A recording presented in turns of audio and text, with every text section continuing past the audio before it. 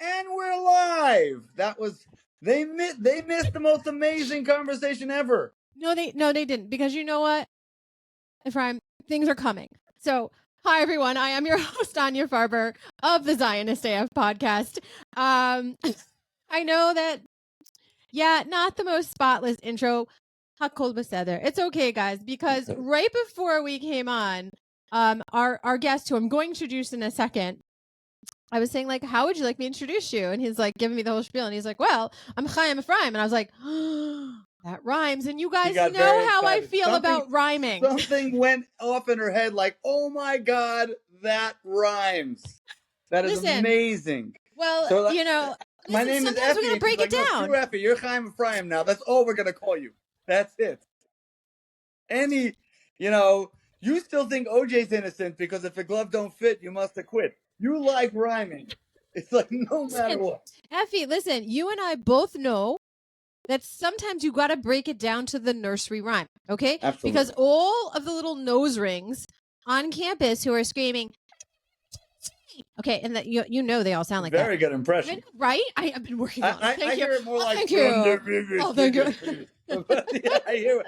Maybe it's a chorus of both those. Right. Well, because they're so mindless and just screaming what rhymes, I said, let me do you a favor, right? Because I'm nothing if not considerate of these nose rings, capacity. So I said, okay, all right. From the river to the sea, Israel has and always will be. That rhymes as well. It does, I know. See, I worked on it. And then I went and wrote a whole thing, from the river to the sea. Confused? Just ask those who study archaeology. Now, Ephie, I know you're about to say, but Anya, wait a minute.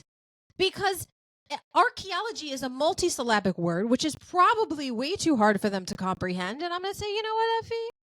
Bahatz lefakincha. Not my problem. You're so stupid. Bahatz lefakincha. I think that should be a song. Right. Listen, this might be breaking news coming to you right now. Nowhere else but the Zionist AF podcast is Ephie saying we're going to do this. We're going to have a Bahatz lefakincha. Bahatz lefakincha is the song perhaps we'll sing while we are building the third Beis HaMikdash on top of the Al-Aqsa Mosque. But wait, I want to wow you a little bit more with this shirt, though I can't quite turn around.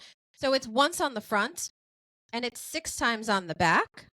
6, not 7, because even I need a day off, and God said to rest on Shabbos. Yeah. So I take one day off from pointing out how stupid you are. The 7th one that is on your tits. Is that symbolic somehow? Like on the 7th day, God had tits. That's why. Is God a man or a woman? He's a man during 6 days, and on Shabbos he's a woman. I think that's fair.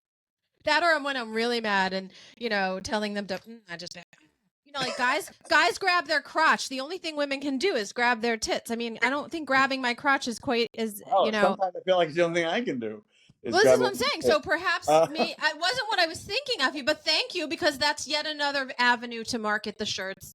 And again, we use the profits to donate to causes in Israel. So, I mean, listen, if I have to have something, plastered across my tits to make this happen, then I'm willing. There you go. I'm willing to do it. I walk around in this shirt, this is my song, I Want to Wake Up Next to You. I'm advertising myself because I'm a whore.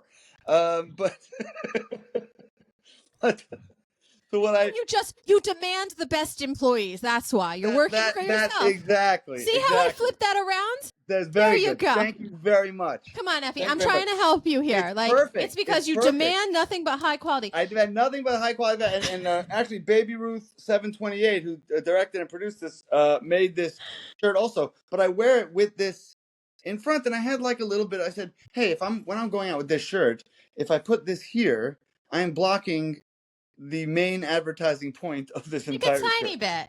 I mean, it's like that, right? And maybe you're just calling more attention to it. Maybe. But whenever anybody's ever said, "Oh my God, what's in that shirt?" They took this and they spread it. Or you could just like hold this up. And that's the thing. But then they were like, "Oh, and nice," So I get this. Help this get attention. They helped each other get attention. Right, but you know what? Listen, and I'm all about attention. No, you're very demure. I don't know what you're talking about. No, listen, nothing would make me happier than to stop wearing this. Right. Nothing would make me happier. You know, I think I might, when that wonderful day comes and I don't have to wear this, I might keep the chain on with my little old school phone coin from Israel. That's what you used to have to. Yes, I remember. Yeah, baby. I remember. See, I was in Israel. That dates us. Now everyone knows we're of a certain yeah, age minimum. 96, 97. I was in yeshiva. Yeah, I have already set up because these are the bring me home now. You know. Wait, hold on, Ephie. You're moving a little. We're losing some of your awesomeness. Thank you. You're back in screen now. Okay. Thank you. I'm much happier. I don't want you. Listen, it was like. I appreciate you very much. We need all of you, right? Thank you. Thank you. Okay. He take all of me. I gave you all of you. This is a. I love this. You're my end and my beginning. Perfect. Even when we lose, we're winning. Wait, we have to stop there because I don't want to have to, pay royalties. I think that was enough. That was the song. That was enough. But if you're my end and my beginning, that really just means you're my middle, right? It's kind of like, that's not as romantic. You're my medium. It's not as mid. You're mid. I have another one like this that says, if you like Jews, you like Israel. And on the other side, it says, if you don't, fuck off. I don't know if you could say fuck in your podcast. Yes, you can. That's marvelous. So I'm waiting for all the hostages to be freed, and then I'll start wearing that. Because I really do like the pendants. So I got one that says something else. So when the hostages are finally returned, I could just say, fuck off to all the anti-Semites. Well, that's why we have these shirts. Right. Perfect. That's This actually came, this was what started the shop. And I know that you also are going to be rocking one of these soon. It's not necessarily this design, but this is one of them. It's true. I ordered it. Yeah. But the thing is, I actually, had, made a few of these, wore them around Israel. I had it in the short sleeve version, just full disclosure, when I was in Israel. And I couldn't believe the responses from Israelis. And I thought it was so funny. I've actually trademarked this as an image here in the United States because I'm on top of it. I want to maximize what we can do with the shop so I can help more nonprofits in Israel. You got to do what you got to do. It is a wonderful, wonderful thing. I had the vest from my ding-along video. I had a vest with a yellow ribbon that Ruth, baby, was told you about. She got the yellow ribbon on, and I just wore it like on Shabbos as a suit. And Israelis kept stopping me and like, "Where you get this? Where I want also to." So it was nice, but I would like to workshop something. I'd like to ask you a question, your opinion. Hold on, wait, Shnia, hold the phone, stop, 1 second, Rega, anything you want to say. Hold on, we didn't quite get what you're doing and why you're here. Oh, I'm here because I'm fascinatingly entertaining, I think. No, Bahol. No, I am here because Zionist AF chooses only the very best, and I make songs. Bahol. Yeah, I make songs for defending our people. It's really after October 7th. October 8th, I woke up to the same world so many of us didn't, like where the lights are on, and it's real ugly, and we had no idea, and we just had no idea, and we're all like, oh shit, we gotta do something, and so many of us found true meaning or purpose in the terror, and while other people are just walking around like, no, everything's fine, nothing's changed, right? Isn't it sort of, it still baffles me when people are like, is there like a war still going on? And so I recently brought this up and I was like, is like a war, do you like him, or do you just like him? I was like, is that the equivalent? Because I was wondering, but then I was reminded by one of the nose rings earlier on when, like someone in, I don't know whether they were like a podcaster or an actual like news outlet or whatever it was, that asked a protester, well, from what river? And she was like, it's like a river. And they're like okay, so what river? It's like a river. And then so they're like, okay, so they moved on and they go, okay, to what sea? And she goes, the sea is like an ocean. But no, listen, that doesn't, I mean, people get on that. People get on that People get on that, and it's like, wait a minute. Once you deny that it's a genocidal chant, I don't really care if you know which river it is. It's never, it's like, oh, well, I don't know what Zig Heil means. Well, if Genocidal. you're using it, then that's a problem. I'm feeling very triggered by your use of this word genocidal. I've never heard it before, but I demand amnesty and water and snacks. Spring water, not tap water. And none of those like Jewy bagels. I need like Pop-Tarts or Melba toast. Good luck eating a non-Jewy bagel. But I make a lot of fun songs that are very serious, but also goofy and use puppets. It's like that's the. By the way, after I was watching one of the more recent ones that you sent me with the puppets that popped up, and all in my head I kept hearing "Phenomena, do do do do do, phenomena, do do do do." Again, that's when you know you're of a certain age. The fact that you know what I'm saying is funny, and I'm trying to let me see. Also, the Muppet Show was. It's time to meet the Muppets. Yeah, I loved that show. I was looking for I thought I brought the prop with me, and I guess I put it away, but I happen to have like a little clip-on Alf. I'll have to show it to you later. But I like to break that out to some of my guests who are like you lived in like this decade. Oh, my dogs are even excited about it. If you know who this is, but the last generation of sanity. I mean, every generation thinks that, but we're the ones who are right. It's just it happens. Was that right? See, Vic Schmitty is agreeing with you wholeheartedly. I think that's Vic Schmitty's bark, but I'm not 100% sure right now. Yeah, Vic Schmitty is our rescue. And then we also have Tova, and Tova is the dog that I trained for Fidelco. My sister and aunt are named Tova. Okay, well, Tova is a Fidelco flunk out. She and her entire litter flunked, which is actually more common than you think. It's guide dogs, but so then we brought her back home and adopted her permanently, so she now also lives with us. That's beautiful. Yeah, and Vic Schmitty and Tova are coming with me to Israel, and they because they both are very purpose-driven dogs. And Tova has 4 kids in the IDF. Yeah. I mean, my sister does. Well, tell Tova that we will take my Tova to visit them, because we'll also be hopefully, Bizrat Hashem, visiting some of the wounded soldiers at Sheba. I'm calling my friend Sagi. I actually left him a message today like, hey, Sagi, I know you're trapped here in the States at the moment. And, so his poor wife is with the kids and, in and out of the shelter. Mm-hmm. But when we get there, and Bizrat Hashem, we get there at the beginning of August. Right. Do you have tickets already? Well, I'm in that limbo issue. So, hi, Jewish Agency. Yeah, it's hard now. Just waiting for that email, Jewish Agency. Yeah, I think they're really mad at me because I kind of was like, married in November, and I'm waiting if this war is over, because the first thing I got to get a ticket as soon as they're available, because otherwise it's going to be ridiculous. Yeah, I mean, when you're making Aliyah, like you have to like go through the office to LL knows you're making Aliyah, because then you get like the one whole extra bag. On the plane. But my favorite thing is going on the plane. I love the little talks with Israeli security. I love it, and they're like so very good yeshiva. And what was your bar mitzvah parsha? And finally, I'm like, okay, go. So it's the difference between you and I when we're at security, because also the fact that you grew up more religious, I think we're all starting to learn that now. As you keep saying, yeshiva, you went to yeshiva. You also have, like Chaim Ephraim, like, okay, hello, I went to yeshiva.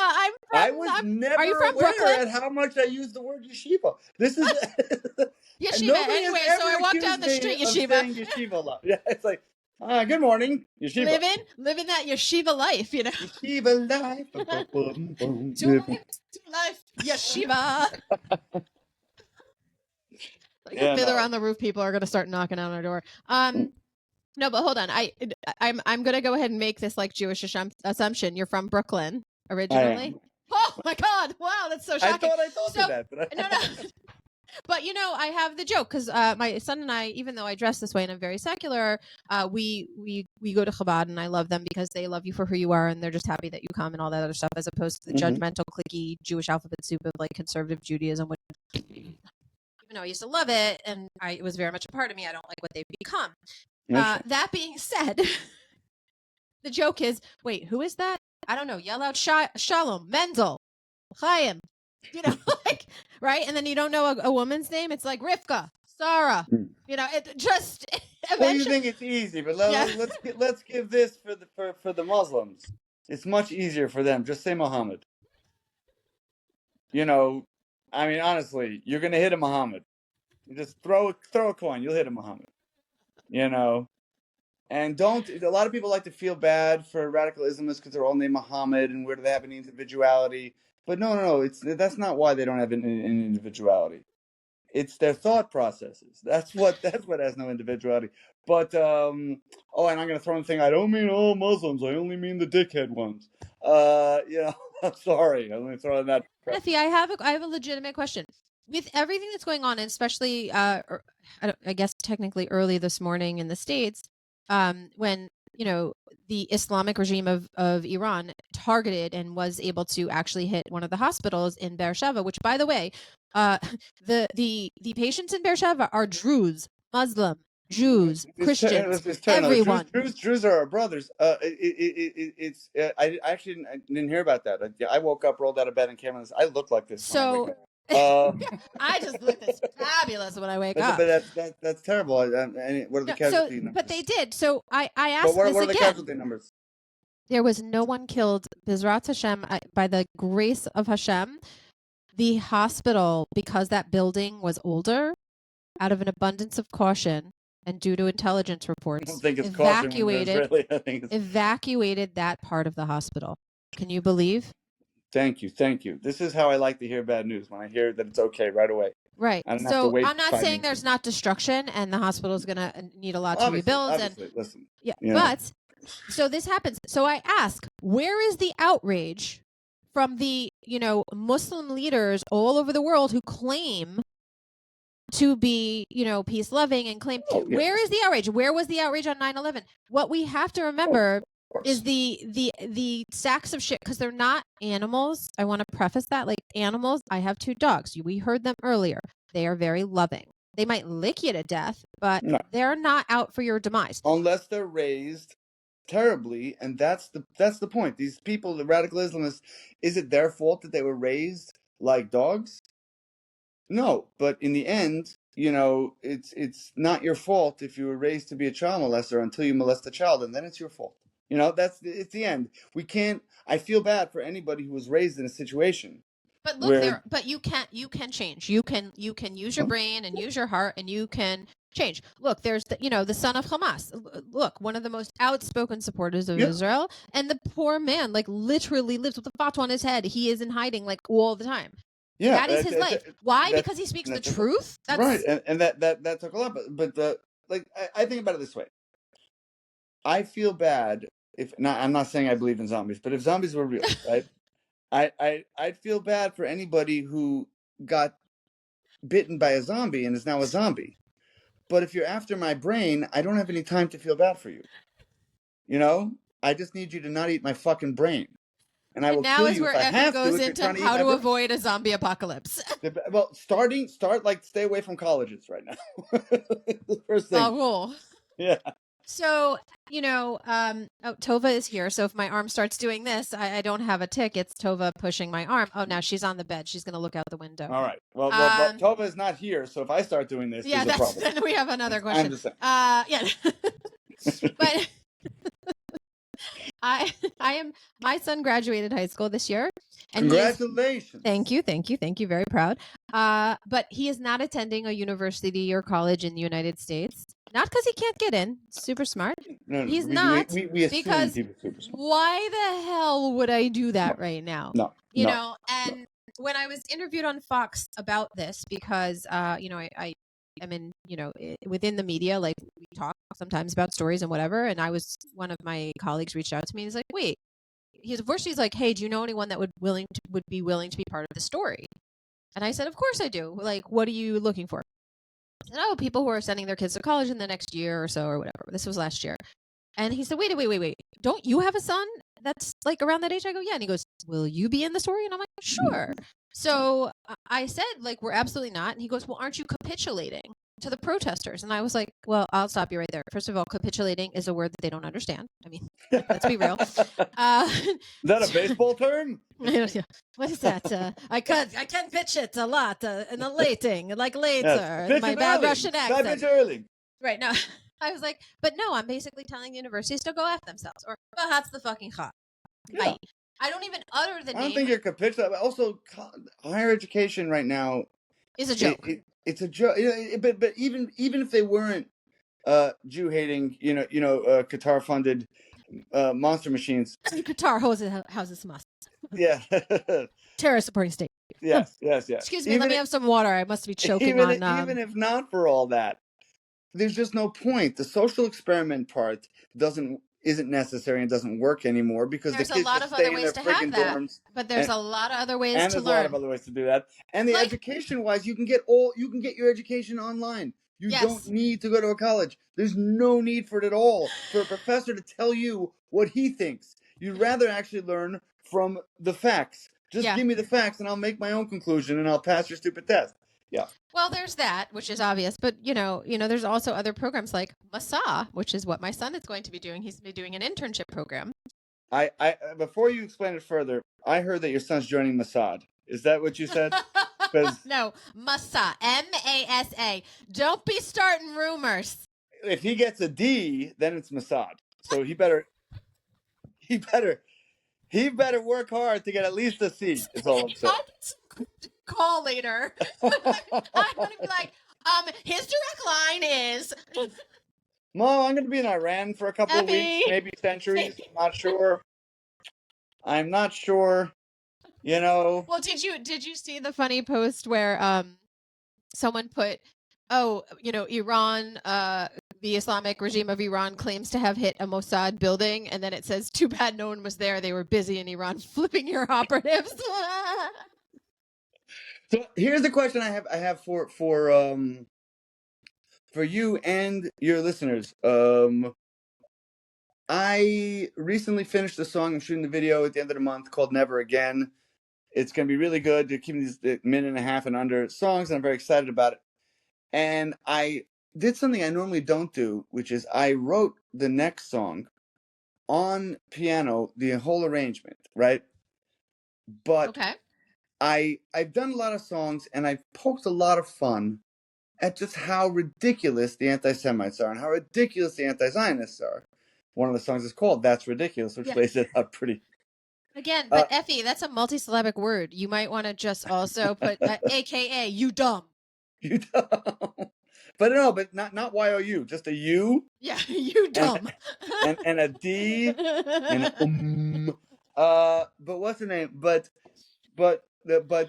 I realize I've written a lot about you're an anti-Semite, that's ridiculous, never again, fuck you guys, fuck you guys. I want the next song that I write to be only talking to our people, to a song of hope with none of the negativity about the idiots who are attacking us, but just an understanding of how despite how awful the last year and a half has been, the hope, the light, the strength, the endurance, the family, the belonging, all of it, and what I'm looking for is one phrase, one idea like that, because that's really building a lyrics to a song. You just want one concept, and then you can build on that concept. Okay, so I feel like I want to do this to you, so I can really be like, are we listening? Wait, but come back and more of the screen. I'm only seeing part of your face again. Well, is that good? This is perfect. This is where yeshiva comes back into play, I believe, right? Because in Judaism, we are commanded to be the light even in the darkness. Okay. I'm trying to be so serious here. No, I know, and I'm. So with that, right? Yeah, I'm exclamation point to you. We're be the light. Be the freaking light. You know, you could be a shining unicorn. I want to be a shining unicorn. But perhaps if there's a unicorn like Muppet puppet that could pop up when you're being the light. I love I like be the light. Be the light is nice. Be the light is nice. Shiny, fliny unicorn might not fit exactly in. Be a shiny unicorn. Well, it's probably too much like you know, I'm like the unicorn song, but you know, also let's yeshiva this back into the thing. I feel like I might want to contact. Let's yeshiva this back in the thing. Yeah, back into the context of the conversation here. So I'm gonna break out some Pirkei Avot for you. Oh, secular Jewish girl breaking out Pirkei Avot. That's right. That's how we roll on the Zionist AF podcast. Mic drop. Boom. Okay. It's Pirkei Avot time on the Zionist AF podcast. Yeah. I have so many questions. I wonder, like, of all your siblings, and I'm assuming there's many as you grew up in Brooklyn.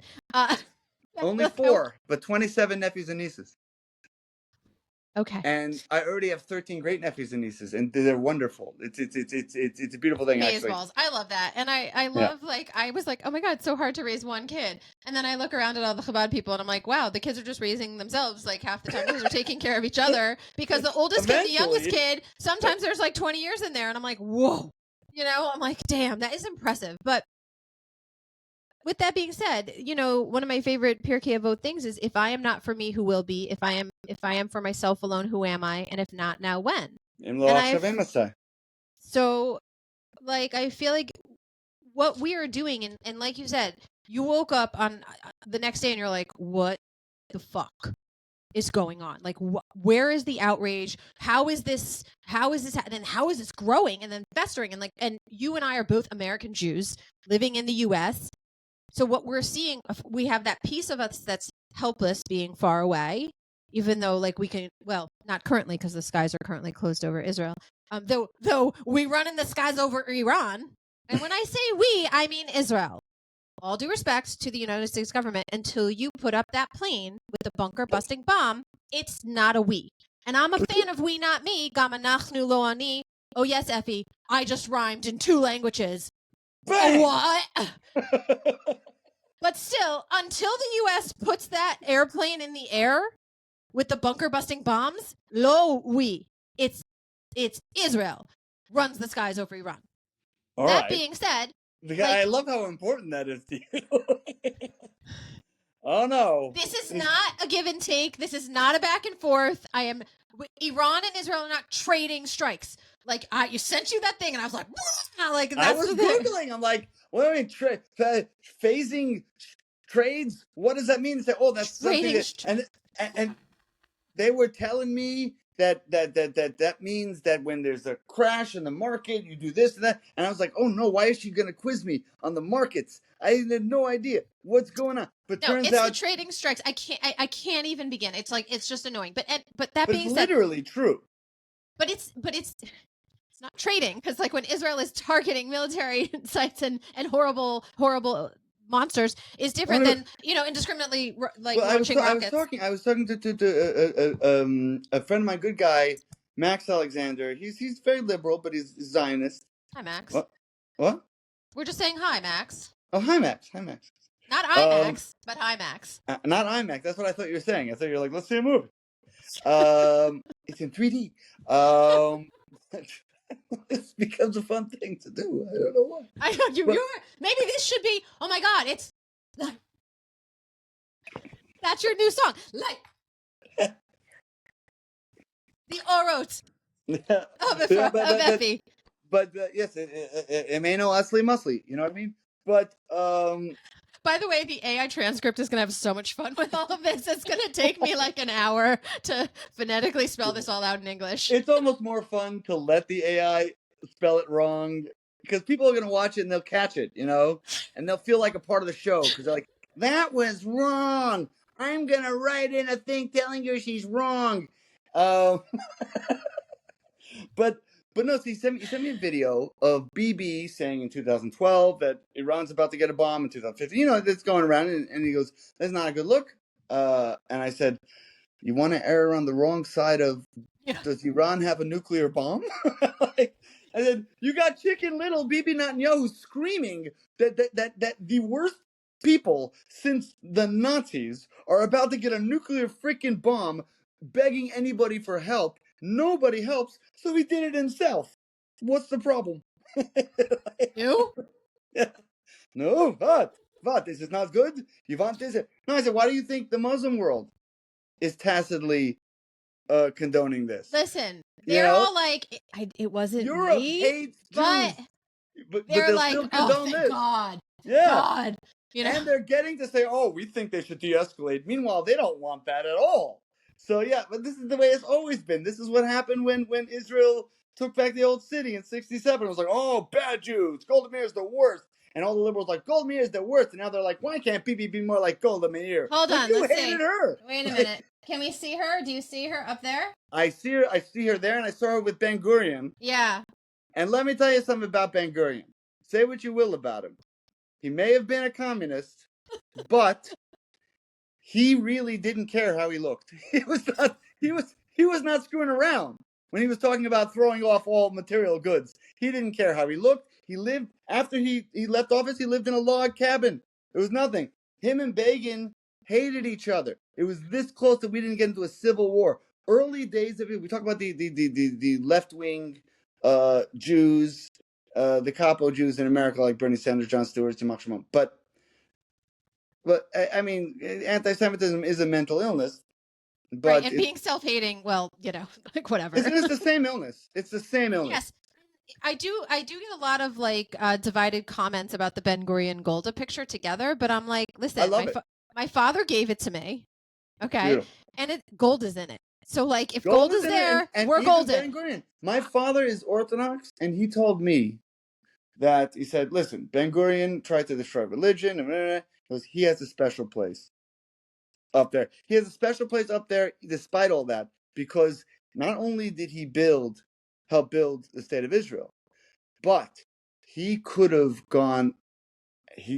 put actual communists on the board, and he didn't. He could have said to the religious, screw you, women are going to be in the army with you, there's nothing you can do about it. But he said no, because he said, and it's in his diary, Orthodoxy is going to die out in one generation anyway. But either way, the point is, you can be wrong and right at the same time, I guess. Yeah, exactly. That is true, but I go back to Golda all the time because if you think about it, right, when she, first of all, I mean, the original OG badass bitch, for real, like, I mean, for real, like, I mean, like, totally for real, but like, yes, she's like the cigarette, very iconic, and I try to emulate her in every way except for the smoking thing, because I just can't pick it up. It's just not a thing for me. I just let it go. Don't pick it up. Right. Yes. It's a lot easier to pick up than let go, and if you're having a hard time picking up, it's gonna be way harder to let it go. Right. So I'm okay with the not smoking. I thought like perhaps I could just like carry around a glass of M&H whiskey, Israeli whiskey. I think that'd be great. I think also Golda Meir should have had a French accent. I think it just would have been like, Zutalo, mon ami. Palestinian? I have Palestinian passport. I am a Palestinian. You don't know what Palestinian. Maybe if they love their children as much as they hated us, maybe then. Yeah. Spoke about that too. But, one of the wisest women. I say one of the wisest women because my grandmother, Mama, we called her, Edith Lowinger. She was the wisest woman, but Golda Meir is almost equally wise. I can't even say, but that's. And I think that's fair, right? Because Grandma sounded awesome, but so Golda said how many years ago? Really, it's alarming when you actually count back and realize. And she said, "Look, if the enemies of Israel laid down their arms, there'd be peace. If Israel laid down their arms, there'd be no Israel." It's 55 years ago. Hello. Anyone paying attention? Or how about you know what? We'd rather be hated and alive than pitied and dead. It's still the same. It's nothing's changed. It's like, oh yeah, Israel, you're committing a Nakba genocide. We're not dead. That's right. We're not dead, and you're upset that we're not dead. And that's all it is. Oh, yeah, I tried to kill you and it didn't work. And I'm like, but I love when people point out, Ephie, oh my God, you could do a parody song about all the things that Israel and Jews have invented. Like polio vaccine, you're fucking welcome. The remote, you fat lazy slob. Like how many, you could go on and on and on. Waze. Like that. Waze, like, you're lost? We invented the remote. You fat lazy slob. Get up and change the channel by yourself. It's good for your health. Fat lazy slob. Get a job. Fat lazy slob. And it stopped being about Judaism at all. It's just about calling this guy a fat lazy. No, but what I'm saying is I want my next song. Get lost in the car. You can't read a map. Waze. Goodness, I can't read a map for the life of me. That part of my brain doesn't work. You should have that skill. You are old enough, sir, to have been taught how to. Well, but can you imagine how unsafe that? Like, you think about it. Like, you had to have a passenger with the map. Yeah. Driving. I don't understand. I don't understand how it was done for several reasons, but also because my brain is very uneven. I am half of a genius and the other half of the stupidest person who has ever existed. And the map part, the map reading, geography part, that's in the stupidest person who ever existed part of the brain. You didn't get a lot of that part given to me. I didn't get a lot. Like, just give Ephie 2 of the right halves. Or actually 2 of the left halves, probably. But either way. If you get it, you get it. It's like when Hillel Fool, hi Hillel, posted. He's one of my favorite, Hi Hillel. He's appeared the most on the podcast. Can we do a hi Hillel with the? You can, but make sure again. No, together. Oh, ready? 1, 2, 3. Hi Hillel. No, you gotta put your head through the. You gotta put it through the hand. I'm gonna and change your face. Change your face. Like ready? You go like. I'm ready. Hi, I'm ready. 1, 2, 3. Hi Hillel. There we go. Okay. Girl's gonna have a great day now. Remember what I was trying to say about what he said now because I've lost the. Excuse you, Tova. Sorry. I thought that only happens to me. You also forget things very quickly. ADHD. Oh, me too. That's right. Stop, Tova. She is like sometimes on the podcast, all of a sudden you just see this like little nose appear out of nowhere.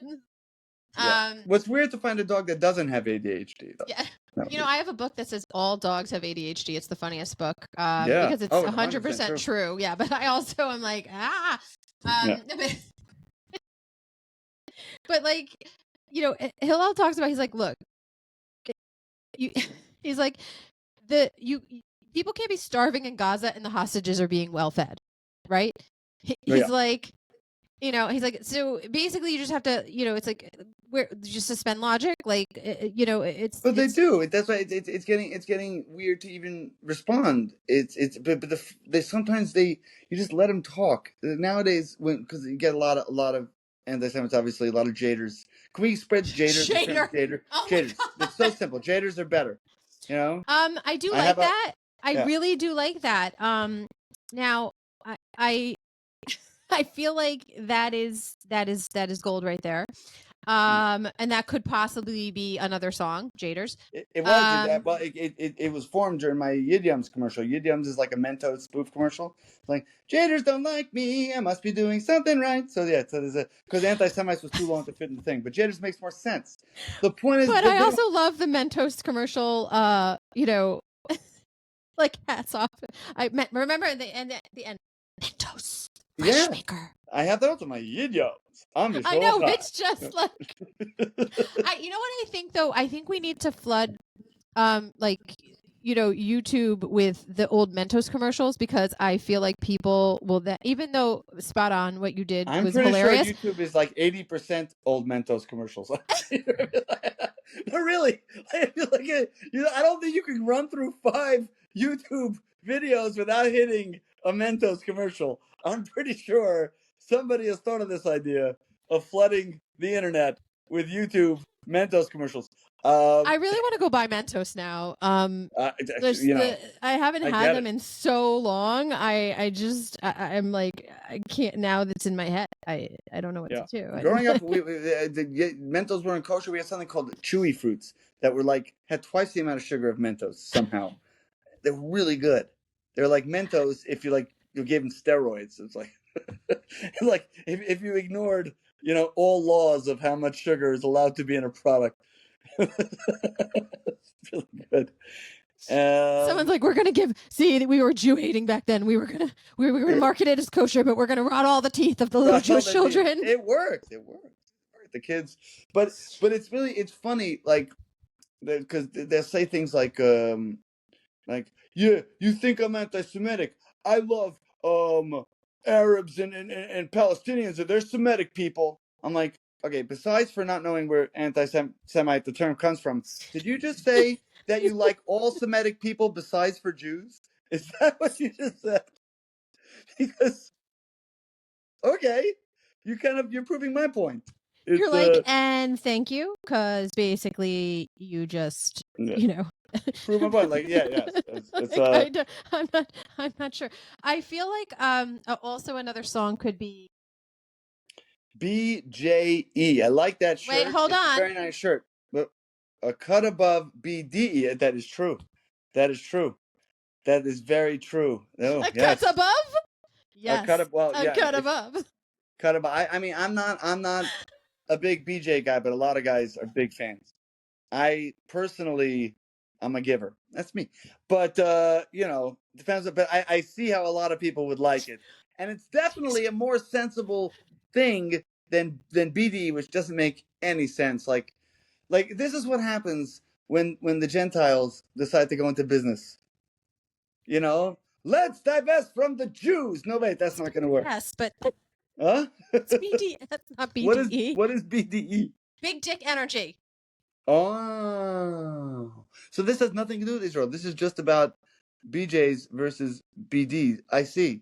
This is just dirty. BJE, big Jewish energy, is a cut above big dick energy. I thought it was okay. I thought it was divest. He's like blowjobs. Oh. You're saying it wasn't divest and it wasn't blowjobs. It was big dick instead of divest, which makes you a dirty whore, and it was Jew instead of job, which makes me a dirty whore.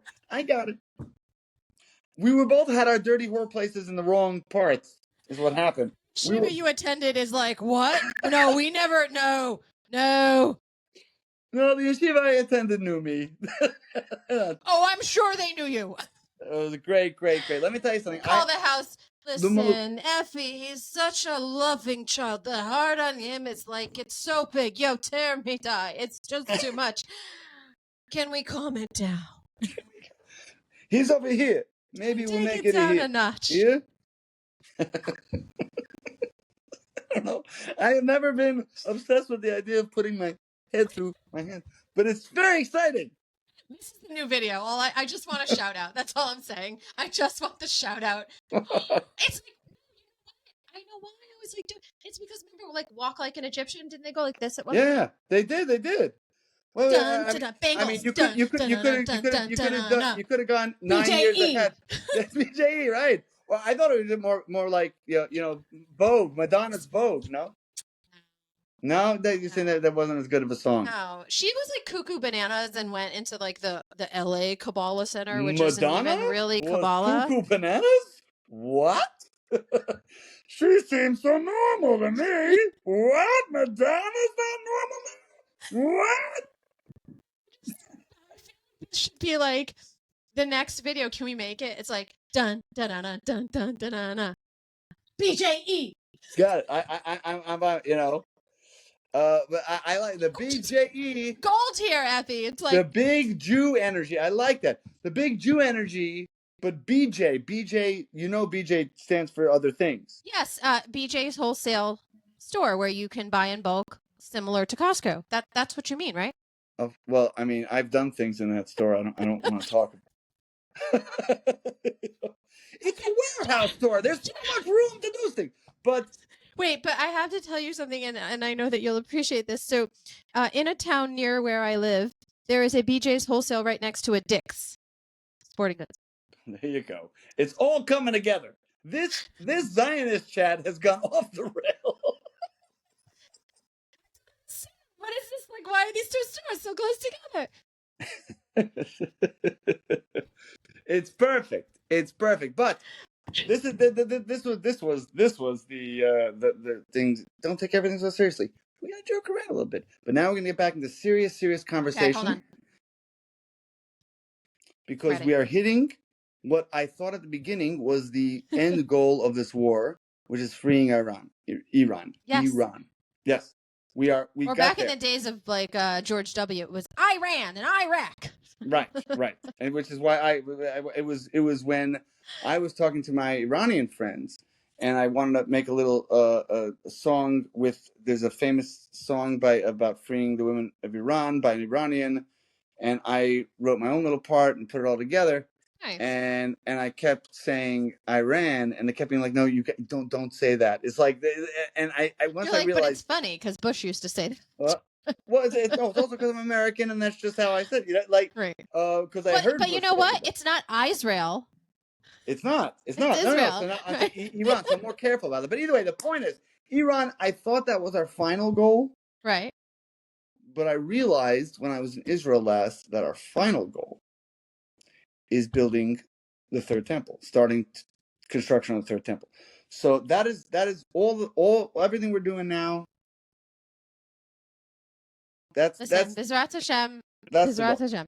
I think, listen, like, I used to speak more Farsi, but growing up here in the States, you and I both know there was an influx of Iranian Jews that had to flee.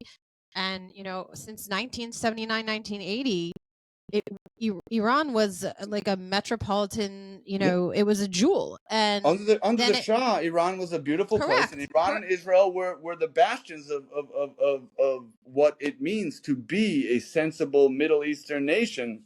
Right. And unfortunately, the crazy monsters took over, are pressing their own people, throwing people Lebanon off of too. roofs. Yeah. If you're gay or, if a woman, God forbid, wasn't completely covered, then she's put to death because apparently that's like the worst thing ever. And that's how you know that the people who claim to stand for the Palestinian people don't. They just stand against Jews, period. Because it's all of your ideals that you claim to have about abortion. If you want an abortion in the Middle East, you have to go to Israel. Excuse me. Queers for Palestine understand what the genocidal maniacs in Israel are like doing, and like I stand with the people in Palestine with my purple hair and my nose ring, but they're not even. My booty shorts and my keffiyeh. They're not even gay. I think they're killing the LGBT. They're trying to kill the LGBT cause by saying that injecting semen into your ass makes you stupid. It's not true. It's just these people. These people are stupid.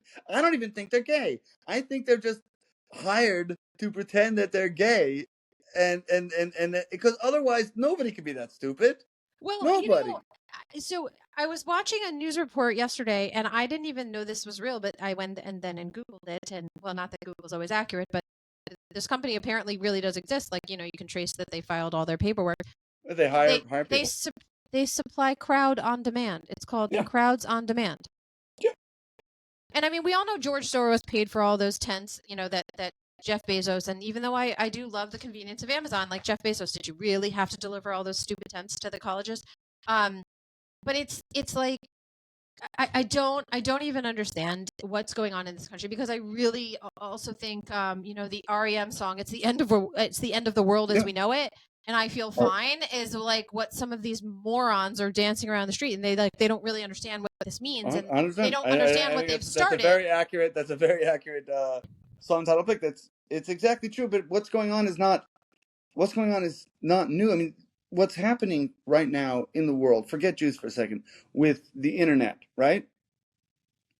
And the way the world's changing, and it seems like this has never happened before. It happened 100 years ago with electricity, and it was bigger. In the first decade of the 1900s, 2 years apart, the radio and the airplane. Talk about the world changing. Right. From the second electricity came in, second the light bulb came in, bang, bang, bang, the world completely changed. Everything, more so than this. And the anti-Semitism we're seeing for the first time. I mean, granted, I got chased and run Jew, we're going to kill you, and I got knocked unconscious as a kid, all those things. But still somehow, I didn't really understand how bad it was until October 8th. But this has happened once every 75 years or so for the last 2,000 years. Right. In 110 countries. It doesn't matter where in the world. This keeps happening. And it doesn't matter. You listen to people saying genocide. It doesn't matter the words they're using. If they're saying you kill Gentile children, use a Just it's repackaged. Or you're ruining the economy. It doesn't matter. They're saying the same thing.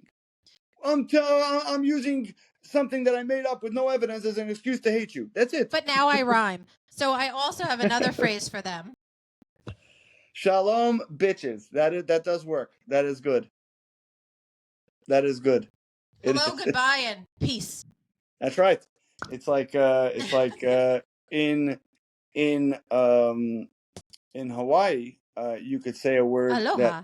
that means aloha, which means hello, goodbye, and can I please wear your grass skirt? That's shake it, at least shake it, shake it, that's shake what it, shake happened it. when I said it to shake girls it like in a Hawaii. Polaroid picture. They're like, that's right.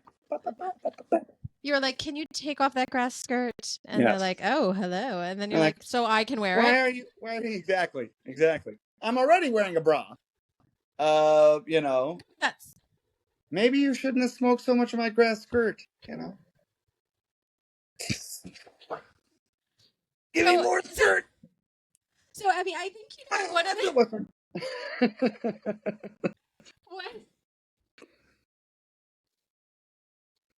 Composure. One of the things I think is so fun about you is that you embody a lot of like the spectrum of Judaism, right? Because I thought you were going to say autism, because that's must be true too. A lot of spectrums. Meanwhile, I've been giving you a diagnostic test this entire time. I just haven't told you.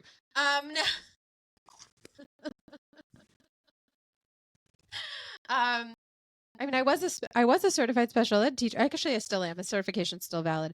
And I've given those tests. But anyway, no, I think a lot of this the misconceptions of like, oh, Jews or oh, Israelis, and like it's all over the place. And I think one of the things that's so beautiful is, and I think nowhere else in the world do you see it but in Israel, is the kind of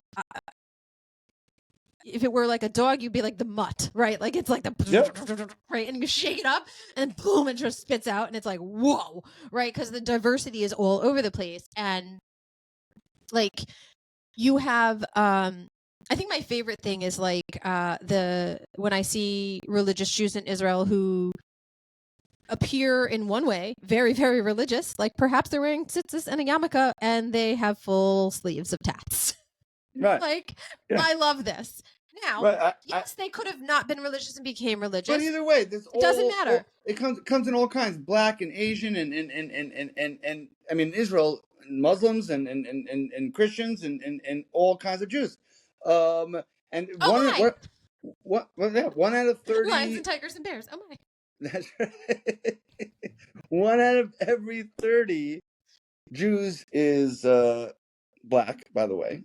Are the current numbers, but and getting Shevet done. When I grew up, I heard about the lost tribes. It wasn't until a year ago that I found out that the better Jews are Shevet done or God. One of them. The point is, I was paying attention in yeshiva. I swear. Nah, the point is, no, but they didn't tell me that in yeshiva. They didn't tell me that. I mean, I wasn't paying attention in yeshiva, but they might have. I don't know. But the point is, that's wonderful. I want to say it's great that you're a special ed teacher, but special ed is not an okay term. It's special Edward is actually the preferred term.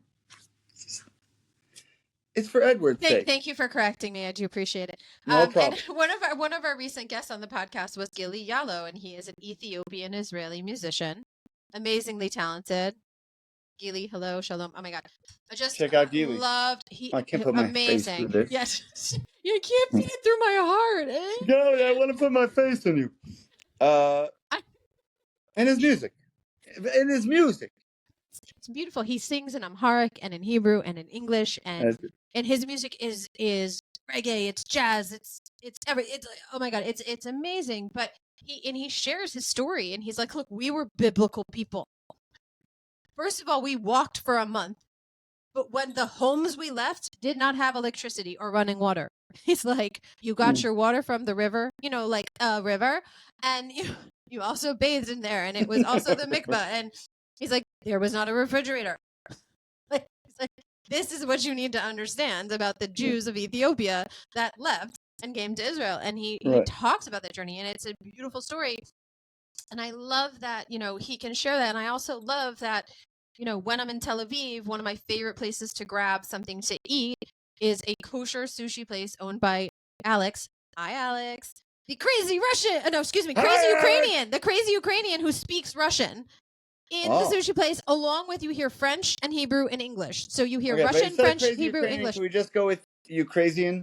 Ukrainian? Maybe. Alex, hi. Hi, Alex, the Ukrainian.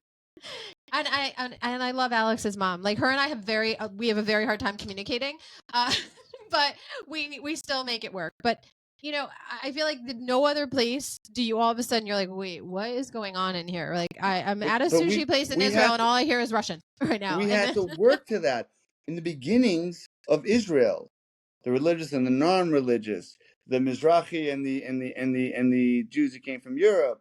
There was almost civil war so many times, and this was it was Begin and Ben Gurion who signified that in the beginning, because you basically had a lot of communist Jews, heavy socialists. Ben Gurion kept the communists out of government, and he invited all the parties in, which is very good. That's why Ben Gurion, that's why there's an airport named after him. Exactly.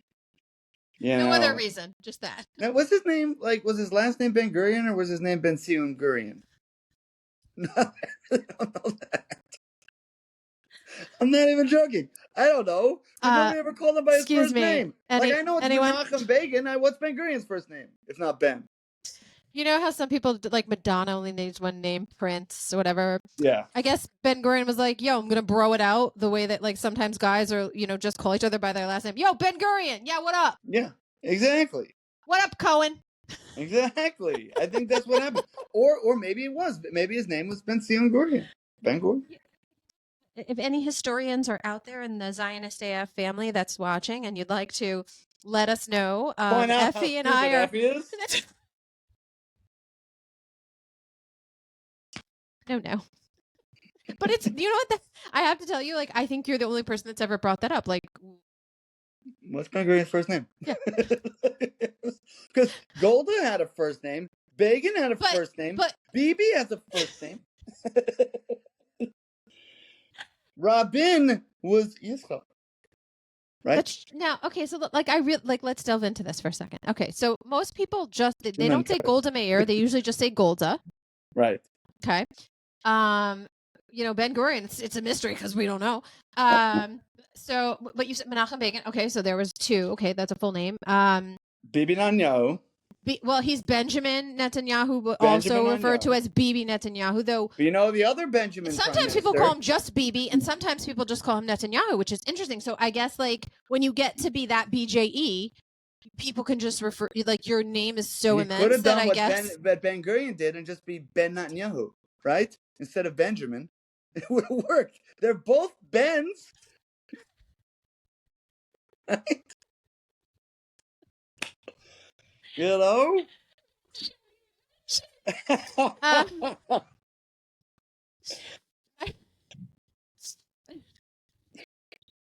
My son first went to Israel a couple of years ago with C-Teen, the Chabad teen, and had a wonderful experience. He went to Poland and then to Israel.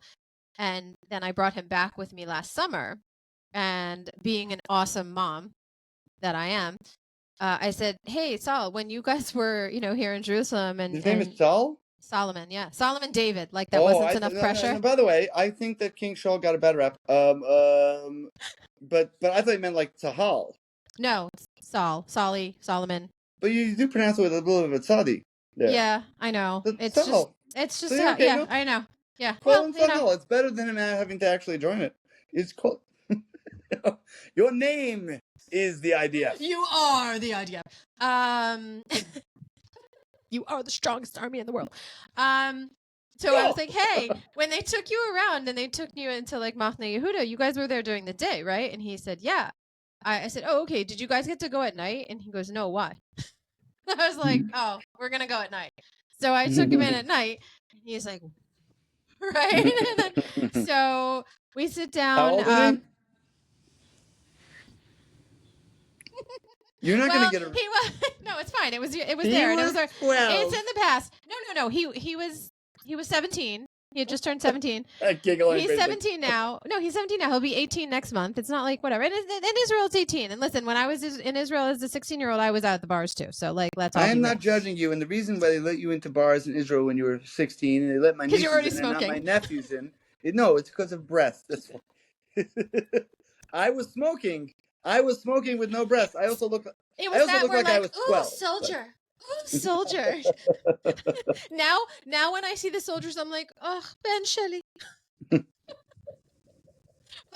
I take him in there and we sit down and, we're looking around and, he has this conversation with me and he's like looking around. I'm like, what? And he's like, well, that guy's looking at you. And I go, yeah, okay. And he's like, why? And I go, Solomon, he's probably trying to figure out, are you my brother? Are you my boyfriend? And he goes, I'm your son. I go, I know who you are, Solomon. And he's like, my son. But my son has a full beard, Ephie, because he's half Middle Eastern. So he's been shaving since he was 12. Half a full beard? No. His half is baby soft with like a little mustache. That would be funny. No, he started like shaving the mustache at 12. Yeah.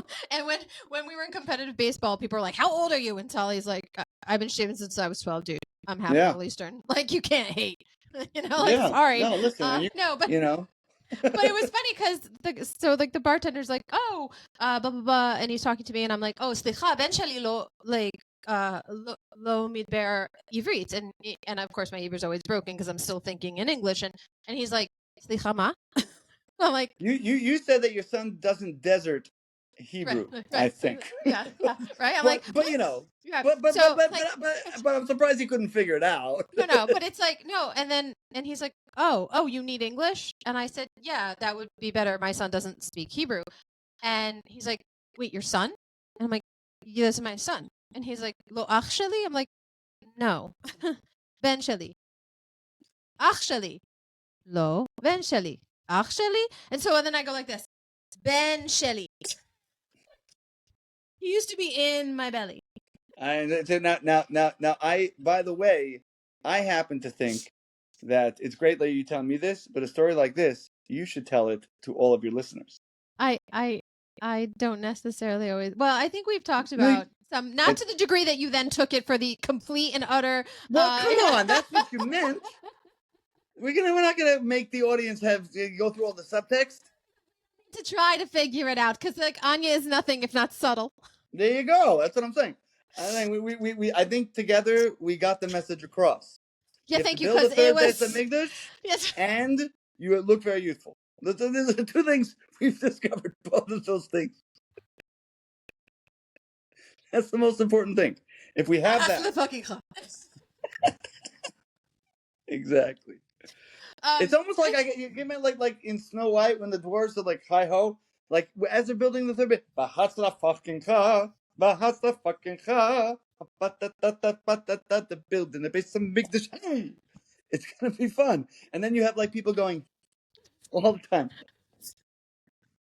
A lot of fun. It's gonna be a lot of fun. First thing I say, I was talking to my friend Rabbi Aaron Sklar, who lives in Israel, and I was saying that I think that the best idea would be to take Alaska Mosque, out of, dig it up, and offer it to Saudi Arabia. They already have Mecca, right? They could purchase it with their oil money. No, for free. Take it. For free. Take it. Take it. You'll make a ton of money. Take it. Yourself. And then Rabbi Sklar says to me, no, I think a better idea would be if Iran misses and hits the Alaska Mosque while they're trying to shoot missiles into Israel. And I said, yeah, sure, that's a better idea, but my idea takes planning and your idea takes luck. So he's like, yeah, okay, for that maybe it's true. And one of the missiles that Iran did fire into, well, what they were hoping was Israel, did hit the Palestinian people. recently, last week, one of the missiles did hit. Much like Hit with what, the Alaska Mosque? no, it hit one of the Palestinian areas. Yeah, well, that's terrible. They don't give a shit about that. No, I'm saying they don't The care who they Iranians kill. don't. No, The they don't care. Iranians don't care. Right, just like when they were launching, out of, their proxies are attacking from Lebanon, from Syria, Yep. and they I don't it's really messed up that like sometimes the time space continuum is so hard to pin down, but Marty. like they hit a Druze village in the north of Israel and That's killed terrible. all of those children playing That football. was terrible. Yeah, and of course, like you said, the supposed protectors of look at you're killing all the Palestinian babies. And like, then why aren't you demanding the return of the hostages? If you want the war to end, why aren't you demanding the return of the hostages? How much can you hate Jews that it's not worth saving all those babies you pretend to care about? Well, I mean, they can't because they also have their children like pretend to play dead in their arms, and then you see the kid moving, and the father's like, "Stop oh it," yeah, no, listen, I'm not even going to. But I'm saying you want to scream and yell. Are bullshit. Of Of course. course, that's true also. But it doesn't. Oh, let's say I agree with you. Let's say all these children are dying in a war, and I don't like it either. So I'm demanding the release of the hostages, and I'm laying down their arms so we can stop this war. What are you doing? Nothing. You're trolling my songs, and you're telling me that my songs are terrible, but you're for some reason on the only place in the world where it's playing, leaving countless messages. I don't know Listen, why. you can't handle the truth. Listen, the same people, will come on to this, when this podcast gets put up, like the other ones, and say like the most ridiculous things to me. And I will Ephie tell has you, a nice ass, even though he's sitting down and I can't see it. It's not a ridiculous thing. I understand why people would say that. I understand. Listen, I would never is show obvious, people. They can't handle the fire that it is, so that you're like, listen, I am helping you. Screen. It cannot fit on the screen. I like big butts and I cannot lie. You heard of J-Lo? You heard of J-Lo? I'm J higher than that. You know what I'm saying? She's J-Lo. I'm J-Lo. I'm J. Yo, tell me die. That ass is plump, is what I'm saying. That ass is plump, the rump is pumping. Yep. Ass is plump, the rump is pumping. That is just. I'm trying to use like the lyrics to different '90s songs. Remember, it feels very CNC Music Factory. Everybody should dance now. Everybody dance now. This is called bonus footage right here. This is. We may be about 90 between us, but we can still dance. And she looks like she's 6. I said she looks like a 6-year-old with tits. I said, why am I being interviewed? What does she be eating, and what does it have to do with BJE? I don't know. Oh my God, this is not even planned. Hold on. This is oh no, that's my address. We don't want to put that up. But do you see that the catalog name is right here? BJS. Look at that. No, I was looking through the circular. This is listen. Circular to see what they had. So, I like how you went July 4th. I was looking through the circular. It was in the BJ's in the circular. I like you guys. I think your muscles just got really intense. I dig it. Oh wait, did you see him? He was on TV the other day. All of his facial hair is white and he's still dyeing his hair. I'm like, Arnold, listen. If you're going to dye the top, dye the beard. And the eyebrows. No, it's not always the same. The hairs work different ways. But Arnold is a big supporter of our people. No, I know that, but I was like, whoa. It's weird to look at. It was hard to watch. It's weird for us to look at it because we remember him 35 years ago. Before he was having fun with his housekeeper. I'll be back as if he was a smoker. I'll be back. I'm gonna come back. Dude, oh fuck. Kermit the Frog just got swallowed by Arnold Schwarzenegger. Oh man. The question is if there was a 3-word or one phrase or one word even. Okay. Message of hope. I put this out to your listeners. Message of hope. Because I'm tired of talking to the haters, and also I've schooled the haters in so many ways, and in ways that are fun and they give us hope and all that stuff also. But I want something, just a message of hope. I have the arrangement and the melody, and what I don't have is because everything I'm writing, I think, because I've been putting a lot of even though it looks very joyous and colorful and puppets, and it is, and it's honestly, and it's the truth. But I I think, do love the puppets. thank you. And I've been channeling though my rage and my terror into it also. Yeah. So and it's they're so ridiculous, the Jew haters, that there's so much to write about how ridiculous they are. It's true. I mean, I've had to put a word on my tits just because of them. I do have a how about like blinded by love, blinded with love. But blinded has a negative connotation. It's like blinded by love is brilliant, but if you replace love with cocaine, it's not good anymore. You know what I mean? Like, it's like, or by medical ailment, that's certainly not good. That's also true.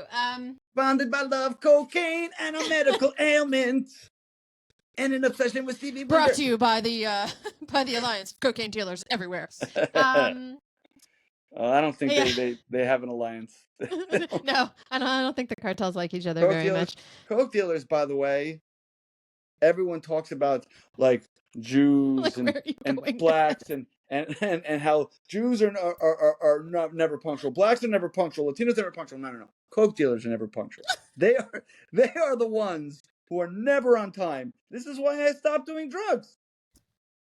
If I found a punctual Coke dealer, my life might be over now.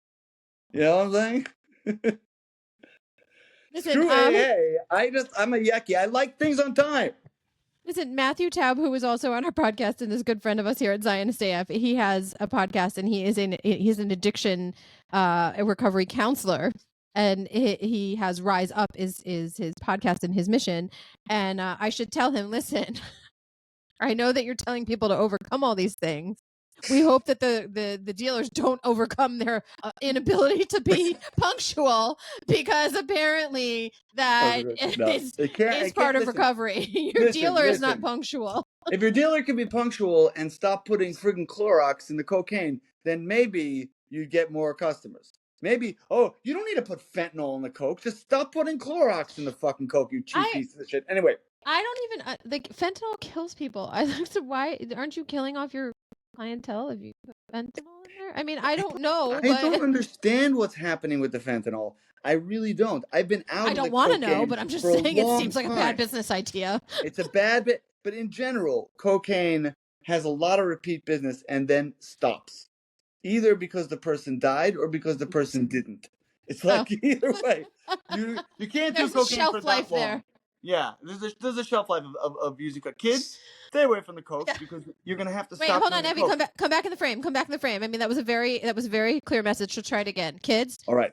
Yeah. Kids, stay off the coke. Phenomena. I just shining, bringing together something. The thing about now, this is going to be the question of the podcast.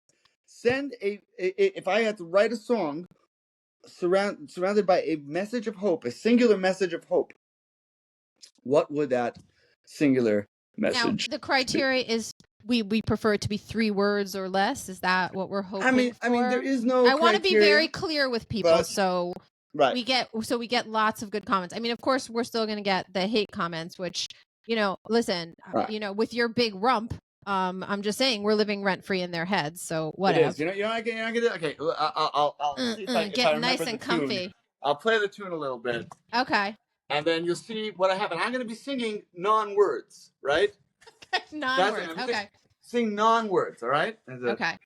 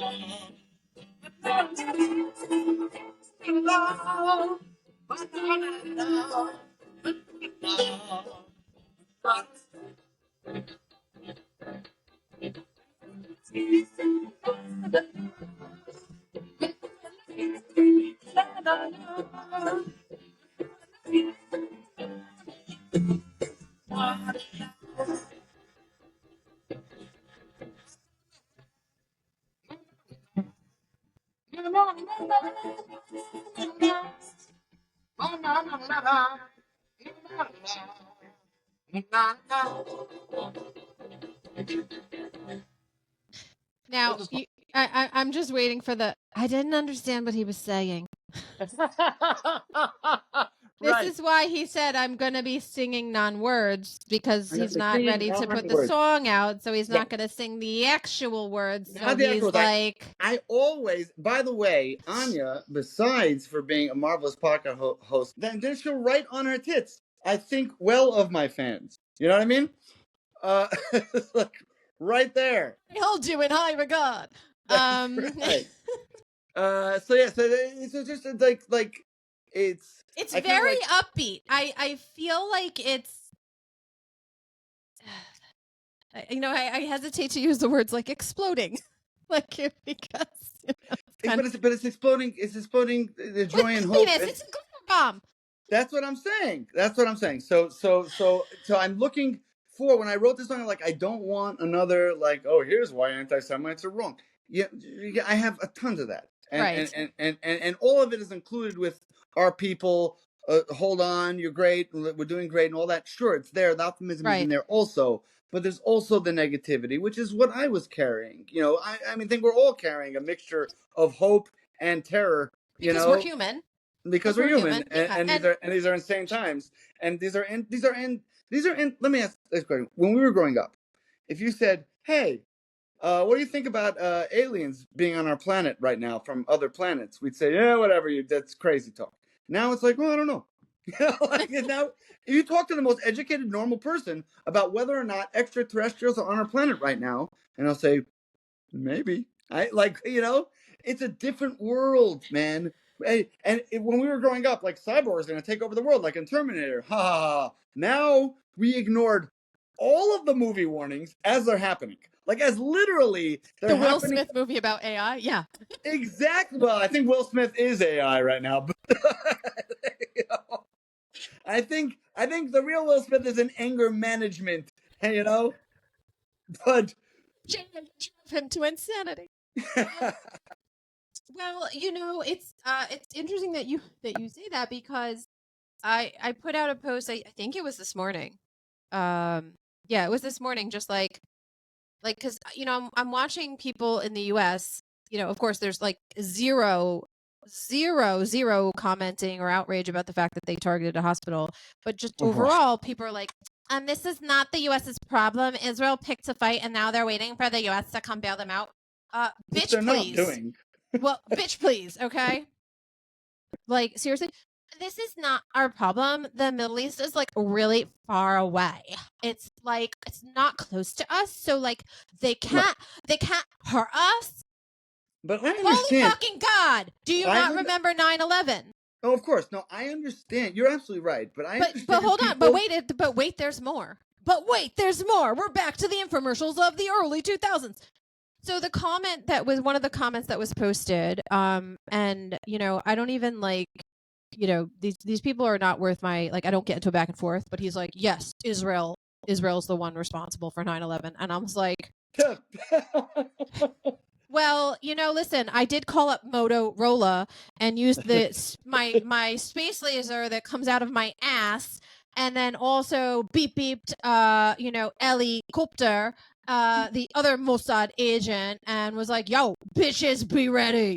I mean, listen, if you're gonna be that fucking stupid, but there's just no response. Like, there's no response. But we have to realize if let's say if either Donald Trump or Kamala Harris or whoever came up and said, but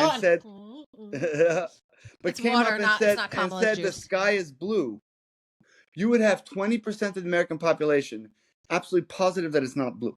Right. That's the facts right now. Right. So a lot of it, 9/11 was Israel's fault. number one, you're an idiot. Number two, you're an idiot. Number three, you're an idiot. Like it's like, I can't help you. You're nothing yeah, but a nose ring. 20% of people are absolutely beyond stupid. But those same people go, Osama bin Laden was right and justified. But yeah, no, same stupid. I was like, wait a minute. It's stupid. Yeah. Go together. Yes, they do go together. They do go together. Because if you hate Jews, you believe both of those things. But they think that Osama bin Laden was justified for 9/11. Did he do it or not? Like, come on, pick us up. They don't think that. They don't think that. Nobody thinks that. Because they don't think. Right. Well, no, because they think. But they think, I hate Jews. I want to do it. It is a disease. It's historically, it's a disease. It's an addiction, anti-Semitism. I just can't feel bad for it because, honestly, I feel bad for people with gambling addictions, but if one of the symptoms of gambling addiction was wanting to kill my family, I wouldn't feel bad for them either. You know? maybe they should listen to the Robert Palmer. I think it was Addicted to Love. Addicted to Love? Yeah, might as well face it. You're addicted to love. I was a Robert Palmer girl for Halloween one year. I did the whole the Robert Palmer girl, Shania Twain, reversed that with her "I Feel Like a Woman" video when she had the Shania Twain boys who looked exactly like the Robert Palmer girls, but just switched. Yeah, and they both it looked like you made clones of a single person, and you told them to have no personality and just go. Yeah, but it was the resting. That was the original resting bitch face. Yeah. They probably didn't try it like that. The girls are probably just really bad at doing anything else. I'm not sure, but I have to say, I don't know how they found that many women to have the exact resting bitch face and the same body type. I mean, wow. Some of them might have been the same people, and they just. Back before AI was the thing, it was really a thing. They were cloning people, but they still had the camera ability to Yeah, maybe it was. Hey, if you were someone working on the Robert Palmer music video, could you let Ephie or I know? We can't possibly go on until we know this little tidbit. It's true. Yeah, I need to know that information. Like the palmer of my hands. That's terrible. I'm sorry. Oh my God, you're so funny. My son's a big fan of horrible dad jokes. So am I. Yeah. Yeah, it's too much. Now, I think I'm glad that you were able to come through your journey after yeshiva, and be someone who, even when you're making what you call the angry videos, I still think. There's this idea, right, that we have to find happiness and joy even in the darkest times. It's we're commanded as Jews to do that and to shine light in the world. But even in the good times, we also remember the dark times. We're very complicated people. But I think what you're doing is, because really sometimes things are so absurd, you have to laugh. And if you don't laugh, you're going to cry more. And it's okay to cry, and it's okay to be mad, and it's okay to be sad. But also, again, when things are just so absurd, you can't really get angry about it. We go through, bouts of it. But what you're doing is you're I'm calling out how absurd you are by being absurd. I'm holding a mirror to you to be like, hello. Look at your own face. But it's really also primarily for us, because we need to be reminded that we're not crazy. Because this is what happened in the Holocaust. This is what happened in the pogroms. This is what happened. It goes blah, blah, blah, blah. But it's always holy shit.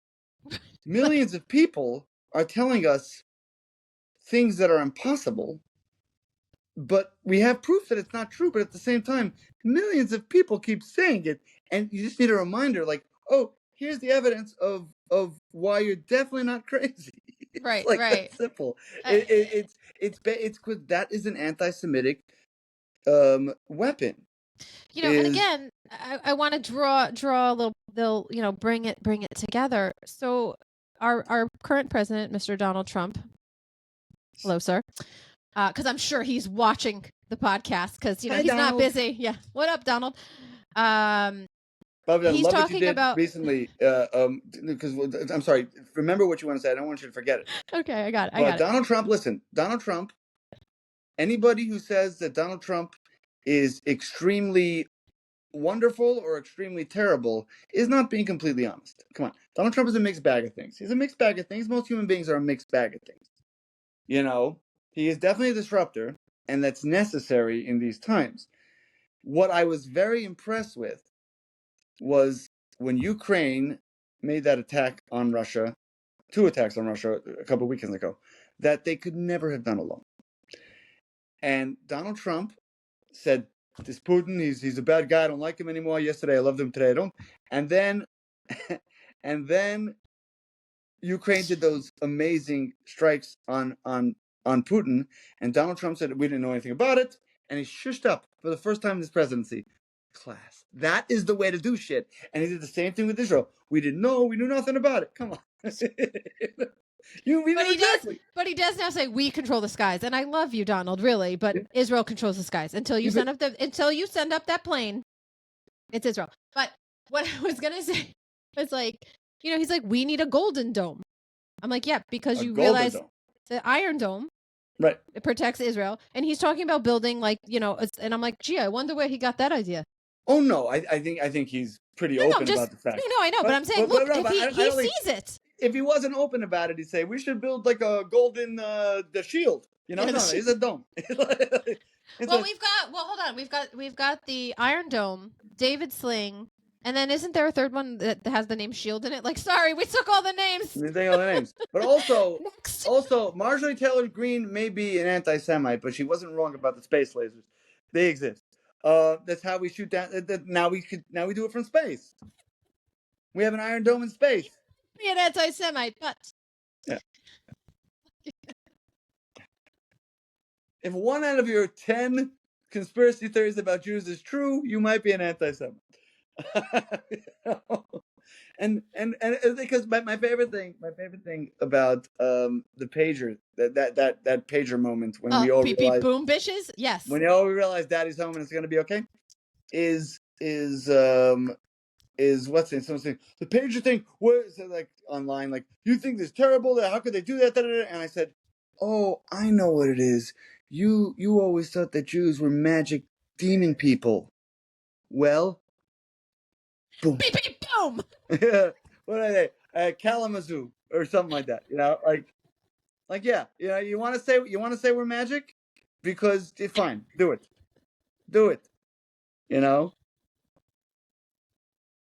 Well, listen, we sprinkle that magic everywhere.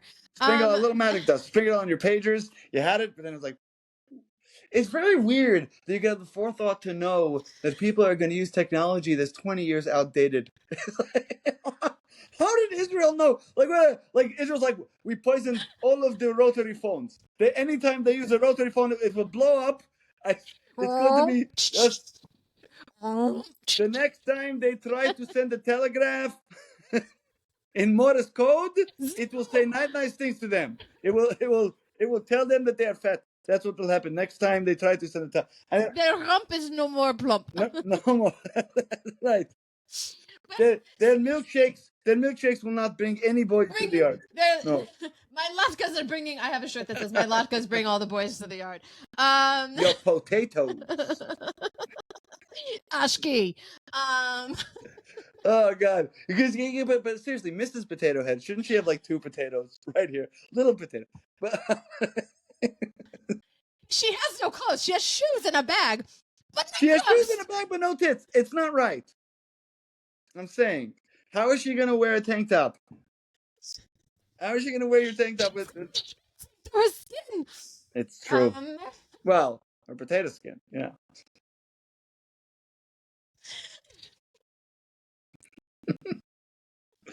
So, say, as much as I often am bitching and moaning about the algorithms of Mark Zuckerberg, because I have been in the naughty corner far too many times, and how many generations of my account just for posting the truth.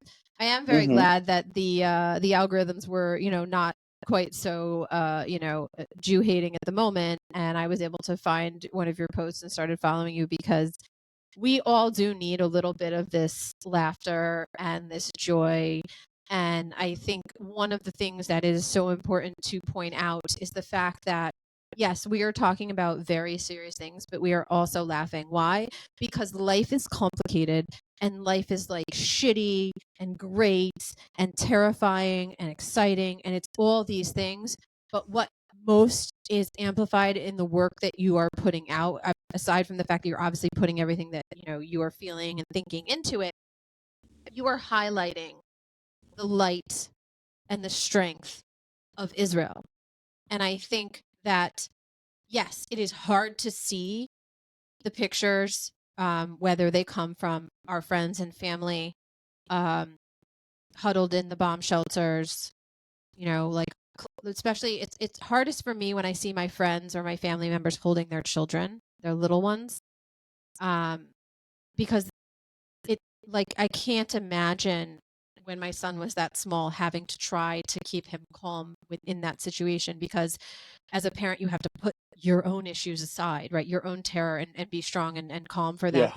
But you also see Israelis right back on the street, having coffee right next to the place where the bomb went off. The wedding in Jerusalem that went into the parking garage under the facility, and they continued their chuppah, and then they danced around and celebrated in the garage, because nothing will stop Israel. You can bring all the darkness in the world, aval bahatz the fucking cha. We don't go inside and stay inside for anyone. Yes, you're right. We will shine light. Remember after 9/11, where George W. Bush was like, we have to go on with our everyday lives, and the Israelis are like, yeah, of course. Been doing that for a while. Thanks for catching on. But you're right. We can't let anybody make us stop laughing, and we have to. And thank you for what you're doing. It's and for asking me to be on this podcast, because it's wonderful. I love sharing people's stories. Look, one person at a time is that how we will learn. And we're gonna have. It's also what links. I do in my sex life, by the way. I try to educate one person at a time. I can't because I'm sorry.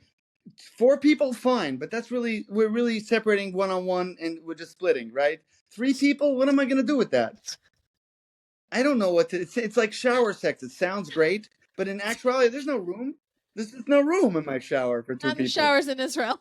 It's no, certainly not. With the doors that close like this. I still can't get the seal to go, and I'm alone in this shower. Like, I can't. Yeah. Why is there water all over? Yeah. Didn't line it up with a tiny crack. I was such a little bitch at the King David Hotel. I had to move rooms twice. I'm like, I cannot take a shower, because the only thing they didn't have a shower that came from the top. They had like a shower that comes out that you have to hold. And I'm like, how am I gonna like put soap and shampoo? Like, I have 2 hands. I need I just need a shower head that's on top that isn't covered in mildew. Is that possible? But I felt like, but that's when I'm like, I'm a privileged American.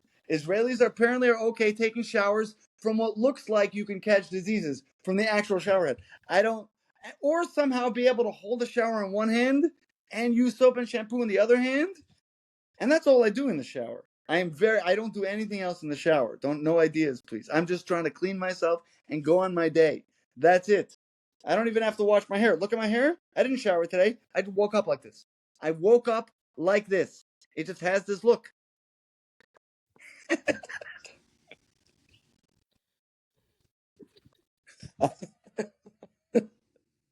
But you're absolutely right. We I'm having PTSD flashbacks to like the first time, I walk into, like, even in, like, I stay at my family's house or whatever, like, depending on where they're living, like, the shower doors that, they go like this, and then you have to get them just lined up in the little crack. Otherwise there's water everywhere on the floor. Yeah. And I was like, what? I don't understand. Move the wrong way. You've bumped the door open and you're like, wait, I can't. Well, I have to open them both back up, and then the water's just going everywhere. But at least their hot water stays hot. In America, I feel like after 3 minutes in LA, they're like, no more hot water. You can't have it. Take a 3-minute shower. The rioters are too busy, like, stealing the hot water. I'm not sure.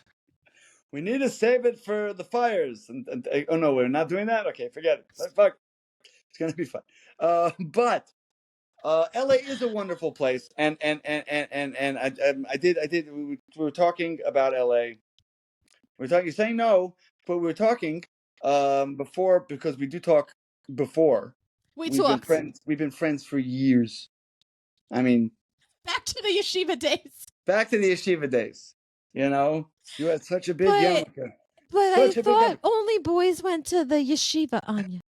I was having an identity crisis. I dressed as a boy. You're stupid. Are you guys too stupid to realize we're kidding about this? Wait. No. You're making fun of them again? I like it. No, a lot of fans like when the people that they worship make fun of them, and they worship you. They listen to this, not like a god. They worship not like a god. They worship you like a powerful activist diva. You know, like the sassy ass bitch that I am. Like a sassy. See, sassy has the word ass in it already, which is pretty cool. Shalom, bitches. There you go. Wrong way. Bang. Hey, let's do the other side too. There we go. Zionist AF. Yes. Yeah. That's it. You know, listen, I like to make sure that there's always something across the. Yes. But the other thing, Anya was telling me, do they know your name is Anya, or do they just call you Zionist AF? Of course they do. That's important. I didn't want to give it away. She told me that when we met 3 days ago. But wait a minute. He just said it was 20. The point is, can I believe him? Your listeners are very intelligent, and the point is that, and I believe that. I'm serious about that. And I wouldn't be asking them to give me a title for my next song if I didn't respect their intelligence. But I live in LA, and I think it's beautiful. And see, Anya lived in LA 20 years ago. I keep putting my hand here. Is that weird? And by the way, you're a protester. You're trying to mask your identity. Time for new makeup. It's yes. I wonder if the people trying to hide their identity are ashamed of what they're doing. Yeah, that's what happened. That's why people do that. If they were proud. Wait, so when someone robs a bank, they don't cover their face because that's it. Like they're proud just and ugly. Like, look at me, I'm robbing a bank. But Anya was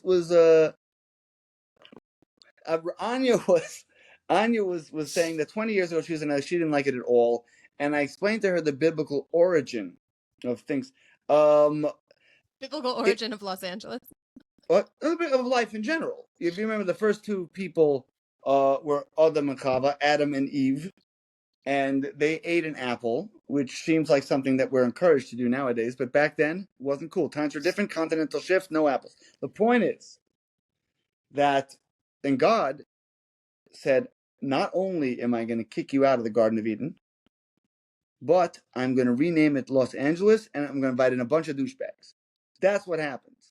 That's how beautiful LA is, that it's in the Torah. It's the first place in the Torah is where they kicked Adam and Chava out of LA. And they invited in a lot of bloated douchebags. And when I say bloated, I'm not talking about their physical appearance. I'm talking about their souls. Their souls are bloated with grossness. But it is so beautiful. I have birds outside, and if I go 10 minutes there, I can go to the world famous Comedy Store and down the Sunset Strip, and if I go 10 minutes there, I can go to the woods and commune with nature, or I could stay in my house and do on this podcast. I have all these options. I just love that anyone who lives in Los Angeles is always like, oh, it's 10 minutes, it's 20 minutes. No, you're in gridlock freaking traffic for an hour. Be honest with people. Not where I live. Where I live, traffic is illegal. No, it's not. Well, then everyone's doing it because they love illegal stuff. It's true. It's true. No, but I mean, you think so, but you look at what happened to weed since it got legalized. Everyone's like, I love weed now. I'm like, you love weed, it's legal. Don't be a fucking pussy. Come on. Do illegal stuff. No. Listen, states are making buco bucks off of the taxing of marijuana. Like, I don't know why no one thought about this sooner. And then I think it helps the snack food industry because then when people are high, they've already paid the taxes on the marijuana that they got at the dispensaries legally. Mm-hmm. And then, which probably very much upset some of the dealers, right? I mean, so again, they even if they were punctual, the weed dealers, I'm not sure, they kind of got pushed out by government. Right. And then, but Now they then, have a store. right, That's now they have a the legit only brick way and drug dealers are mortar. punctual is if you come to them. They That's were the only way. mobile, and now they're brick and mortar. Now they're brick and mortar, so now they're punctual. They've really moved up in the world. And but there's so many of them. There's like 4 on a block. It's like this dispensary, that dispensary, that dispensary. There's all kinds of pensaries. It's nuts. But they should. Well, I feel like next to like the gummies, they should then have like Doritos and potato chips because you're gonna eventually end up buying those anyway. So perhaps like but perhaps maybe it's better for partakers of weed, and I do myself sometimes nighttime. But I think it's better if they make potheads walk 5 feet to the store that's selling the Doritos instead of giving it all get the exercise. Because it's not going to happen later. That's true. That's true. Because then you're just going to be like melting into your furniture. So, okay, I agree with that because we are concerned about their overall health. So before you like down the entire bag of Doritos, and I'm not, I do love Doritos. That's the one snack I can't give up. They're very good. But the original nacho cheese, and then I don't like any of these other like. No. I don't mind the sweet, spicy, chili something, but I don't really like. You can't down a whole bag of those because that would upset your stomach. But the thing about Doritos. Sorry. Listen, I mean, Cheetos have gone by the wayside with me. Like, no, none of it. Just Doritos is holding strong. But and thank God for Costco because then you can buy like the giant bag, which helps I think all the potheads because then they can go to Costco and get like giant family size things. And then when they're done, they can put it on their head and say, "Look me, I'm Dorito face," and they will love that. That's fun. That would be funny, I'm sure. But I'm glad that we're encouraging them to get up and walk around a little bit and to because. Again, the government is taxing you, but they do want to encourage you to move around a bit. Right. But the good thing about they can tax you longer. The good thing about Doritos is Doritos and Mountain Dew,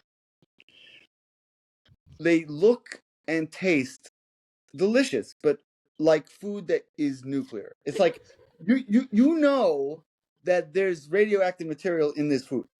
And when you're drinking a Mountain Dew, it doesn't matter if it's green or one of the other toxic colors that don't exist in nature. You know that this might turn you into a Teenage Mutant Ninja Turtle. It's possible. It's possible that when you're finished with your Doritos, you will be very surprised to learn that the turtle part happened because of the ooze, but the ninja part they had to learn. That's disappointing. You're like, oh, did I not become a ninja? No, you just become a turtle. You got to find a fucking rat now to teach you karate. You got to learn how to become a ninja, and you're not going to on the streets of New York, carrying a slice of pizza on its back, which the turtles love. It's perfect. True. Yes, Sensei, teach me your wise ways. Carrying a slice. Let me show you how to eat a slice. That's probably how Splinter caught up with the turtles in the first place. I would be of all the celebrities that I have sworn off because they are, can I say, dirty fucking Nazis on this thing? Sure. Okay, because they're dirty fucking Nazis. Like Green Day or Clapton, Bryan Adams. They're all dead to me, but I just hope that the Teenage Ninja Turtles don't come out. Like, they stay on the right path. Strong. So long as they're, stay strong, Ninja Turtles. Yeah, stay strong. Don't let them be like down into your darkness. They would never. That's such Dave a Shredder Matthews thing. Irrelevance. Like, yeah, Shredder would be like, oh, Israel's committing a genocide, and Turtles would be, nuh-uh, man, cowabunga. You don't know what you're talking about. Bebop, Rocksteady. You guys are like weird. What's up with that? But the Bebop and Rocksteady, they seemed like they had some kind of weird thing where they were sticking their horns places that it's fine. It's just that it's dangerous. Is what I'm saying. Because they have safety first, people. Safety first. I mean, granted, your job is working for a brain inside somebody's stomach, and you tend to beat up turtles a lot and get your ass kicked. So I don't know how much safety means. Do whatever you want, Bebop. Bebop is such a nice name for such a bad guy. Bebop, you don't stop. Is that wasn't it? Isn't there like you don't stop something to the bang bang booty? Like it was a hip hop, a hippie hop. Yeah, don't stop. Doesn't he say bebop? I don't know. Maybe he's talking about. Maybe he's talking about. They might. The Ninja Turtles. I think they came before the the Ninja Turtles. But we might be going off on a tangent. We might be suffering from ADHD here and there. But listen, if you cannot laugh in life, I mean, my cheeks hurt. These cheeks. That's why I'm rubbing these cheeks from smiling and laughing so much. Because it is important for us to continue to bring joy, to continue to bring laughter, and even if it's you gotta cry in that shower that you can't quite close when you're in Israel, because it's like for such brilliant people, nobody can see my tears. Listen, I'm a mom. I cry in the shower because that's where you can kind of get it out, and then you're done, and then you move on. And I did cry this morning because it was very tough to see, the hospital being hit, and just to think about my friends. Yeah, I just found out about that from you. I'm gonna, yeah. But listen, tough. We're all, waiting, with bated breath, just like, okay, I hear the sirens, and I, and I'm on the Magen David Dome alert system, and every time my phone buzzes, it's it's like that jump, right? That jump that we all have. I couldn't do that. I have family in Israel. I know I'm going to read it. I'll read it on the family chats or whatever, and I'll turn on News Nation. By the way, the best unbiased source of news. News is poison. News Nation, Chris Cuomo. Right, mainstream media has been very hijacked. But remember, but News Nation is good. If News Nation is good, it's a free app. I don't work for them. Yes, we're not. You said 400 for this plug. No, I don't work for them. Really. I don't. No, but remember when your family group chat used to just be about like, oh, hey, this is what the kids did today, or oh, guys, by the way, make sure you tell everyone I'm putting up a new song on YouTube, so can you share it with everyone? That's what the family chat should be about. I never even did that with my songs. Maybe I'm missing out. You have a very large family. You could have a lot of views just from your family alone. You really need to get on it. I do. But like that's what family chat should be. And they spread it around to other people, and I love them for it. Right, and that's great. But that's you should be able to put that in the family chat. That's what the family chat should go back to. And I think you and I are both like looking forward to that day where the family chats and all those other things go back to that. That is the majority of what we talk about. That is the majority of what we read. Not yet. Like. When the job's done, Bikarov. And I think, and I know that all of the goofing and the sarcasm and the innuendos and everything else that happened today will, at the very least, give some people some belly laughs, make their face hurt from smiling and laughing so much. And I think we drove way past innuendo. Again, I'm going to be pretty there. There will be a family group chat for me telling my mother, father, and son not to watch this episode because I don't know how. They will. Then they absolutely will. No. My dad. I didn't give him the warning before my Purim episode in Israel. And I didn't think it was all that bad until I watched it back because I was sober. I was like legit totally sober, but I'm sober now. Are you sober? I am sober. I've been drinking water. Me too. We're both sober. But I know we're just this much fun sober. It's crazy. I know. And I did have a little coffee today. I had some caffeine, but I lost the argument in the battle with my friend Mike. Hey Mike, what's up? Mike made in Israel. He's got a bunch of dress shops in Israel, and around Purim he's got Purim pop-up shops. I know that in the US we have Halloween pop-up shops. He's got Purim pop-up shops. And I go to see him and he said, "Where's your costume?" I'm like, "Dude, I literally like just got off the plane and been going through my stuff in the room and came to say hi." And he's like, "You're not wearing a costume." Yeah, I think that's very clear later. And he's like, "Well, do you have one?" I said, "Yeah, no, I'll make something happen." And then he was like, "Oh, absolutely not." He's like, "Hello, right here. We're in the pop-up shop." So after much battling back and forth, because some of the things that he encouraged me to wear were, I was just like, I absolutely not wear that. Absolutely not. I feel like I have nothing on. And I'm unwilling. David? No, that probably would have been more covering than some of the things he gave me. But I ended up being what Halloween costumes for women turn into Snow White. But the sexy Snow White. Yeah. So I did not warn my father not to watch the episode because I didn't really think anything about it when you were dressed fairly slutty. I mean, I'm gonna choose. I'm not gonna not choose slutty in the a word bad way. slutty. I think slutty's great. I think prefer Snow White looks sexy freaking hot versus just on her own. slutty. There's Not Rachel classy. Zegler. I think my toes were at the line of like the classy sexy, if not kind of curled Your toes? over. I was For foot fetishes? no.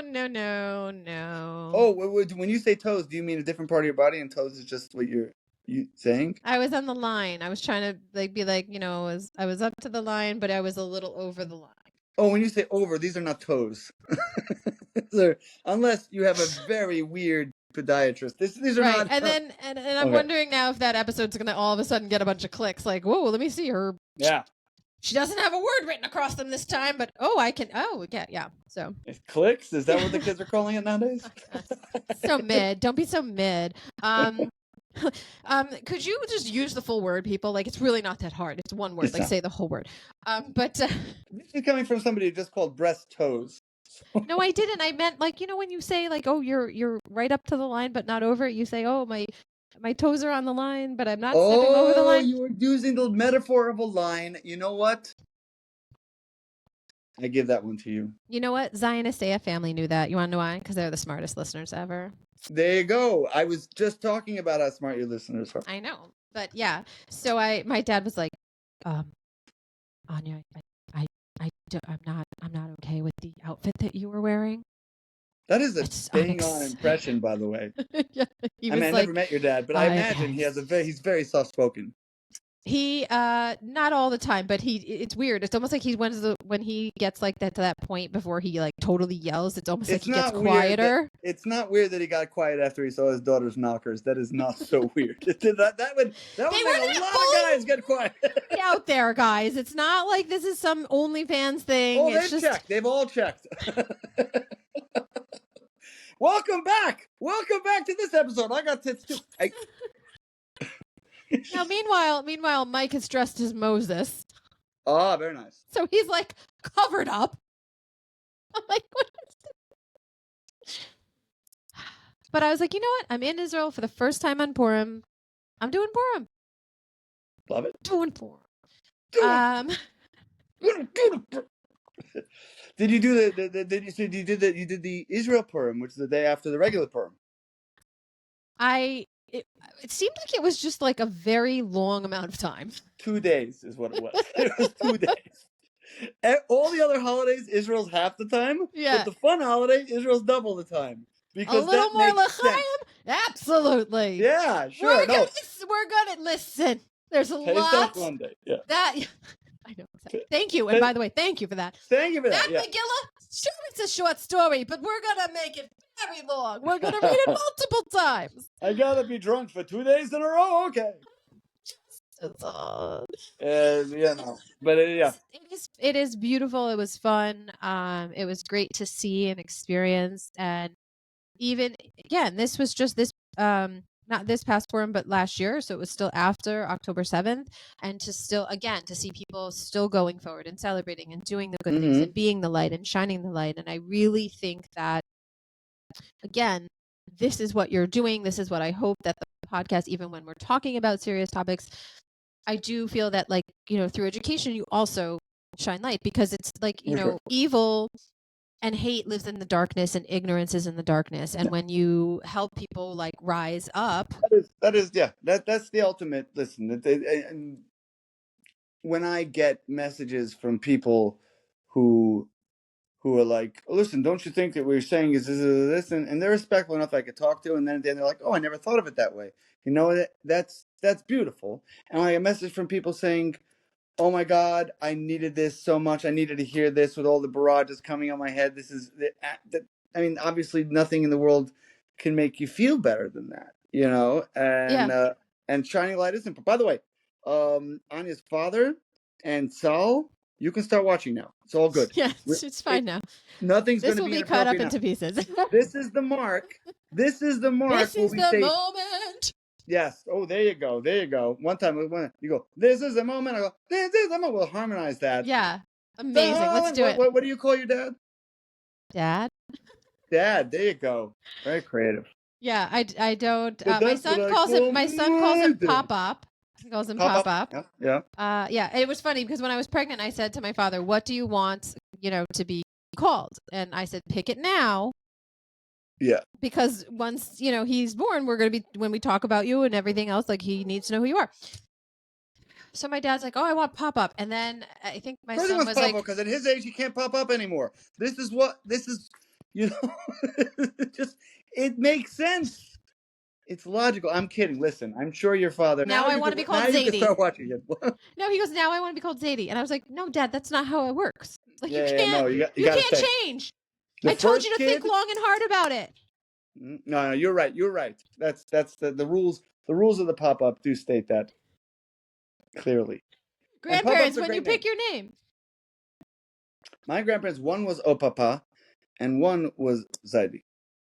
So we split it up. You can split it up, but otherwise, no, you got to pick your names early. Right. You were like fully committing to the Ashki roots with one.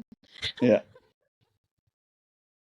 Exactly. The other one it was really a whatever my oldest sister Lisa. Hi Lisa. Picked, mispronounced their names. It just ended up being Opapa and Mama, and then Zaidi and Uma on the other side. Yeah. Right. And that's all good because you know what? This is life, and that's what makes the colorfulness and the fun and the ups and the downs and everything, and that's what it is. But at the end of the day, we're all one big mishpacha. Amen. And we'll have some l'chaim, we'll have a nash. Guys, don't forget to check out one of my other guests, and Ephie, you should definitely, perhaps you should drink a ton of his coffee, the Iron Dome coffee. Hey, Justin, what's up? Coffee. Because I love the coffee, the New York coffee talk. Yes, listen, he's from Jersey, but like we have to be together and like support one another because sometimes it is hard. And you feel when you're getting attacked and all this other stuff, you feel very alone. But I try to remember, like, look, this person is very empty, and I'm living rent free in their brain. Yeah. And I'm wiping my butt cheeks all over their brain matter, and like whatever. Sorry, you're so empty. I just like I'm wiping my butt cheeks all over their brain matter. Yeah. Perhaps that's the lyrics to a new song. Visual, and I don't know why. It's just like I'm watching this pro-Palestinian have like feces on their face. I'm shaking that ass all up in the brain matter. Oh, by the way, yeah, no, your ass is nice too, but their shitty face is they're both nice. That's what I'm saying. It's both nice. I'm really enjoying all of this, so you're welcome. The ass is beautiful, but the pro-Palestinian shitty face, that is the best. That is the best. It's just one big nose ring. Sometimes that's all I see. And I'm always like, look, I never understood nose rings, like, because I'm like, you have to stick your finger in your nose to like get that out. I'm like, ugh, covered in snot all the time. Why would anybody stick their finger in their nose? Like, don't get me wrong. Like, Could this be the screenshot for the podcast? Please, like, let's just do it. Don't be a nose ring. But look, we're dispelling myths left and right. Whether it's Jews are tatted, whether yeshiva's like, show, we got a tattoo artist right here. Yeah. But the crazy thing is, a lot of these anti-Semitic myths came from truths. Like everybody wants to say Jews have horns. Jews have horns. That's of course ridiculous. But we are horny. Like we are. That's where it came from. It was just like Jews are horny, and then things. It was Jews have horns. What? No, we're horny. But the anti-Semites, they didn't want to accept that. They had to take it to a dark place, man. Jews and blacks have so much in common, and to stay with. No, they're going to be great musicians, great comedians, the best of the best. That's the thing. That's all. Service announcement number 1. That's my point. If it doesn't make the final cut, it's possible. It's not BJE, so it may not make the final cut. It's not a cut above. Everyone.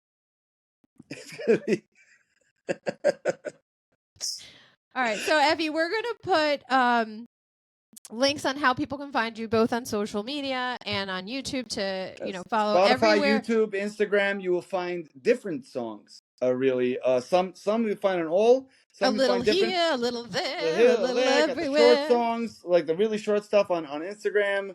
Really short videos. You have the full length videos on YouTube, and all the audio on Spotify.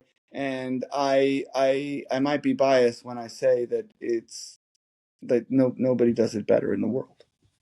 It's the truth. And even if you don't like the lyrics, the music's just great. You know what? If you're a Watch for the Zionist, hair and the beard. If nothing more. no, 'Cause, but some of my songs I didn't have all the hair and the beard for. I've been growing this. So they can watch the evolution of the hair and the beard. They can watch the evolution, or if you're looking at how my face looks, the de-evolution. I look more like a caveman now. Because I've come to realize that why am I cutting things off myself if that takes effort? And I could just not cut them off. I don't know. I think we still want to realize that. It's like the same reason I stand up when I urinate. I sit down when I urinate. Because why would I stand up? There's no point. If I don't have to stand up, I sit down. Right now, imagine if I did the interview like this, standing up the whole time. Wouldn't you think that's weird? Why are you standing up? They're like, oh man, that's so girly to sit down. What girly? Girls sit down because why would you not sit down? Right now I am standing up during the interview. There you go. Now I'm sitting down. I'm standing. There you go. sitting. They can't tell. They just can't keep up with you. They can't. They can't. Listen, they can't. you got up, you moved to the piano, you played, you got back, you're having a little rest, a little Now I might be like on full on ADHD attack right now. I don't even know what I'm saying. All right, so guys, listen, you have to catch all of Ephie, the beard, the no beard, the short hair, the long hair, all of me, the shorts, all of it. Catch all of me. I'll give you all of me. All the many places I'm in. Find all the links so you can watch the short videos. You can share them, whether it's YouTube, Spotify, Instagram, whatever it is. We will show you how to get to him. Make it so easy. All you have to do is click.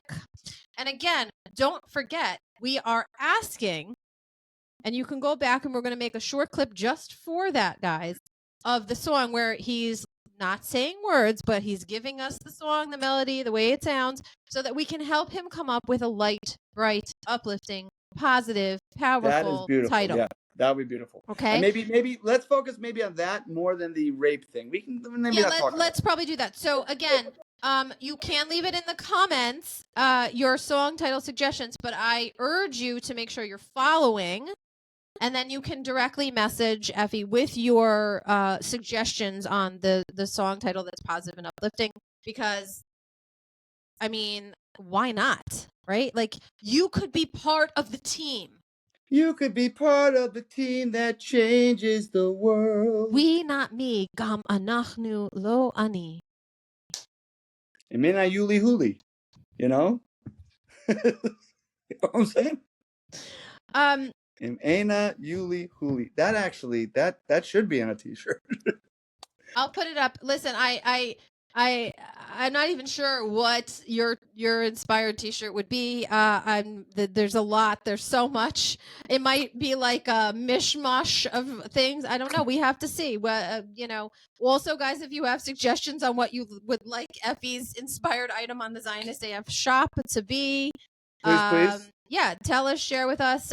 Depending on what it is, we can put it on shirts or bags or phone cases. We also have which I love so much, by the way. I did luggage covers, not luggage, because people are very particular about luggage, and we wanted to last, but the cover goes right over your luggage. It's fantastic.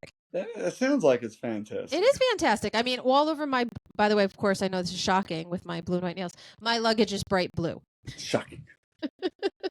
And then in Sharpie and black, I wrote Zionist AF all over my luggage. Very nice. But now I have luggage covers from the shop, so we use those instead. But maybe don't fly into Pakistan. And I do walk around like this all the time. Shockingly, I have no off switch, but I do need to work on being a little less subtle. I do. I think it's a problem. You also, you're very demure and subtle. I think both of us should work on really being clear on who we are and how we feel and what we stand for. You just gotta shove stuff inside sometimes. I don't know if you watched Will and Grace ever when that was on, but I did. I didn't watch it like religiously every week, but it was very witty. Deborah Messing, what's up with your fabulous red hair? Deborah Messing, we love you. But I just love her fabulous red hair as well. Like it was so iconic. That is great. It is great.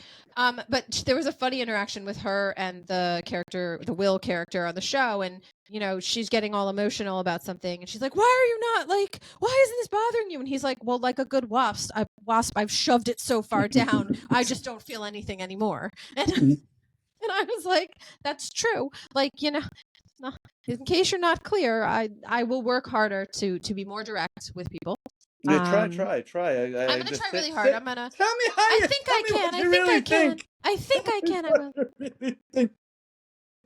And seriously, and everybody who has not talked loudly and proudly about building the third base of Mikdash and starting construction on the third base of Mikdash, do it.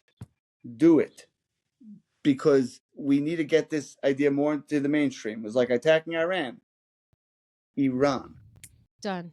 Next. Build the third base of Mikdash. Done. But it was in the conversation for the last year, so it was something that was feasible. Let's keep that up. And all Christians and Jews who are supportive of Israel, please make a stand. If you have questions on how to do it, reach out to me, reach out to Ephie, whatever it is you want Ephie to come perform for you, reach it out. Like we're gonna start pimping him out, no problem. Absolutely. Hey. I do not sacrifice my principles for money, but I sacrifice other things. Yeah. That's another episode altogether. But also, if you are a diaspora Jew and you're thinking to yourself, ulai, maybe it's time to make Aliyah, it is. I'm going in August. Join me. I have friends that they started other organizations to help Jews move to Israel. Not just, and I don't mean like the hand holding of Nefesh B'Nefesh. Hi everyone at Nefesh B'Nefesh, but I mean I have friends that have started ways to connect you with realtors in Israel, so you can help rent an apartment or buy an apartment, or whatever the case may be, and all these different things. And there are so many things that are there for you. And I have to say that. One of the things that I think that what we're showing here with, yes, the laughing, the joking, and the being positive is the real spirit of Israel, like the warm, gooey, fiery that they are, and all of it. And when you were in yeshiva and you were studying, you knew. I never went to yeshiva. What are you talking about? What are you making? What's in yeshiva? Who said that? I never used that word. Why do we both turn into like the stereotypical old Jewish guy from Eastern Europe? It's like, oh, yo. I don't know. That's well, yes. Damn you, Hollywood. I had a great Uncle Leo, who talked like this. This is how he talked. Of course he was. He was Uncle Leo. Wait, wasn't the character in Seinfeld Uncle Leo? It was, but I had my actually named Uncle Leo. Uncle Leo, and we call Uncle Leo Uncle Joe. Uncle Joe's yahrzeit was yesterday, along with Shmuel Erz's yahrzeit. Hello, both of you. And a shout out, by the way. My songs are produced by Devin Bing. He's an awesome musician, and my videos are produced by Ruth, Baby Ruth 728 on love that. Instagram. Love that name. That name. That's the name.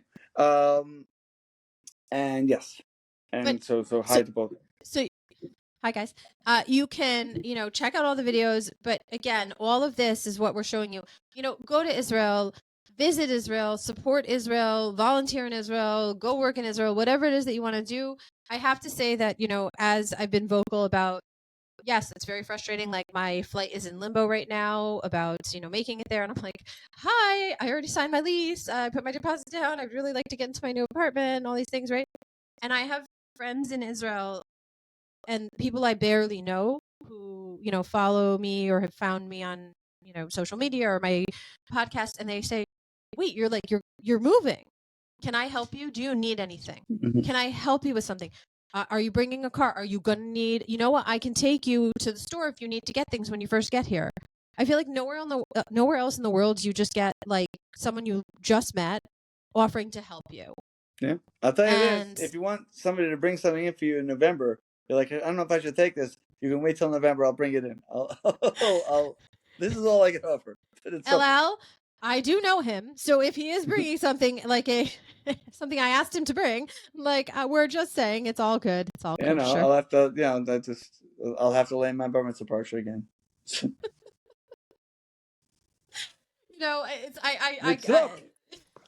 Sorry, what are you saying? No, I hope that we can get back to like a more regular way of life, as regular as life could possibly be in Israel, very, very soon. And I, as an American Jew, I am imploring, my president and the whiny ass politicians. Like I won't even name my senators because they're dead to me. They're awful, and I can't even. But guys, like we have to do what's right for the world. We have to stand with Israel. God bless America and God bless Israel is what I have to say. And every voice is a meaningful voice. Please know. What can I do? You can speak up. That's it. However it is you want to express yourself, every single voice, because the darkness is heavy. Sure, it's a lot of stupid people, but a lot of stupid people are the most dangerous group of people in the world. And every person who speaks up against it, the light pierces that darkness. One light can pierce multiple. It's like the vampire. They just evaporate. No, they whine about it. They're like, no, you won. Like the Wicked Witch of the West. I'm but I love, I'm sorry, I know we were talking about, I just love those Egyptian people who are stuck in Egypt. Like, they're keeping us here like animals. You tried to break through the Egyptian border, you crazy nutbags. They're taking us hostage. No, you're just messed up. We tried to break into another country and they didn't let us. Consequences. I don't know what that means. It's too many syllables. I can't. I'm very triggered. But no, this has been wonderful. Ephie, I adore you. I cannot wait till we have some l'chaim in person, and we have a title to the new song that is, as soon as we get it together, it will be dropping. And perhaps when you're ready, come on, we'll give a quick shout out. We'll do like, hey guys, this is what's coming. I love that, and you could be in the music video if you'd like. I just want you to know I've already been in some music videos in Israel, so I'm like a pro at it. Number one, you think I would have offered you if I didn't know that, if I didn't read your resume carefully? The first thing it says in your resume is, this bitch rocks. I was in Georgie's latest video, so shout out to Georgie. He's like my younger brother. An amazing. My son was also in the video. He's an Israeli rapper, and he's amazing, and we love him. Very nice. So perhaps there's a collab coming. I'm sensing maybe. It'll be collabulous. All right, guys. So all the links to Ephie are going to be here in the podcast description section. Don't forget. Maybe we'll make it a contest. I don't know, but we are very much looking forward to the title suggestions. Perhaps we'll come back on with like the top 10 or the top 5. I don't know. Like it's Ephie's baby. So as he's rocking it, we'll decide, and then we'll announce what the title is before the song drops. And like, boom, that's what you've got. Breaking news here. You heard it first on Zionist AF. Why on Zionist AF? Because we're one big mishpacha. Very nice. And by the way, breaking news, like you make it, then the sound effect is like, and then it's, breaking news. I'll see what I can do. Let's get this breaking news. With the sound effect. But yes. And can I ask a question? Could you turn off the camera, but we still talk for 2 minutes? Yes, I'm actually going to shut the podcast, and I'm just going to call you because I want this to upload. I'm going to miss you guys. Goodbye. Hey, guys.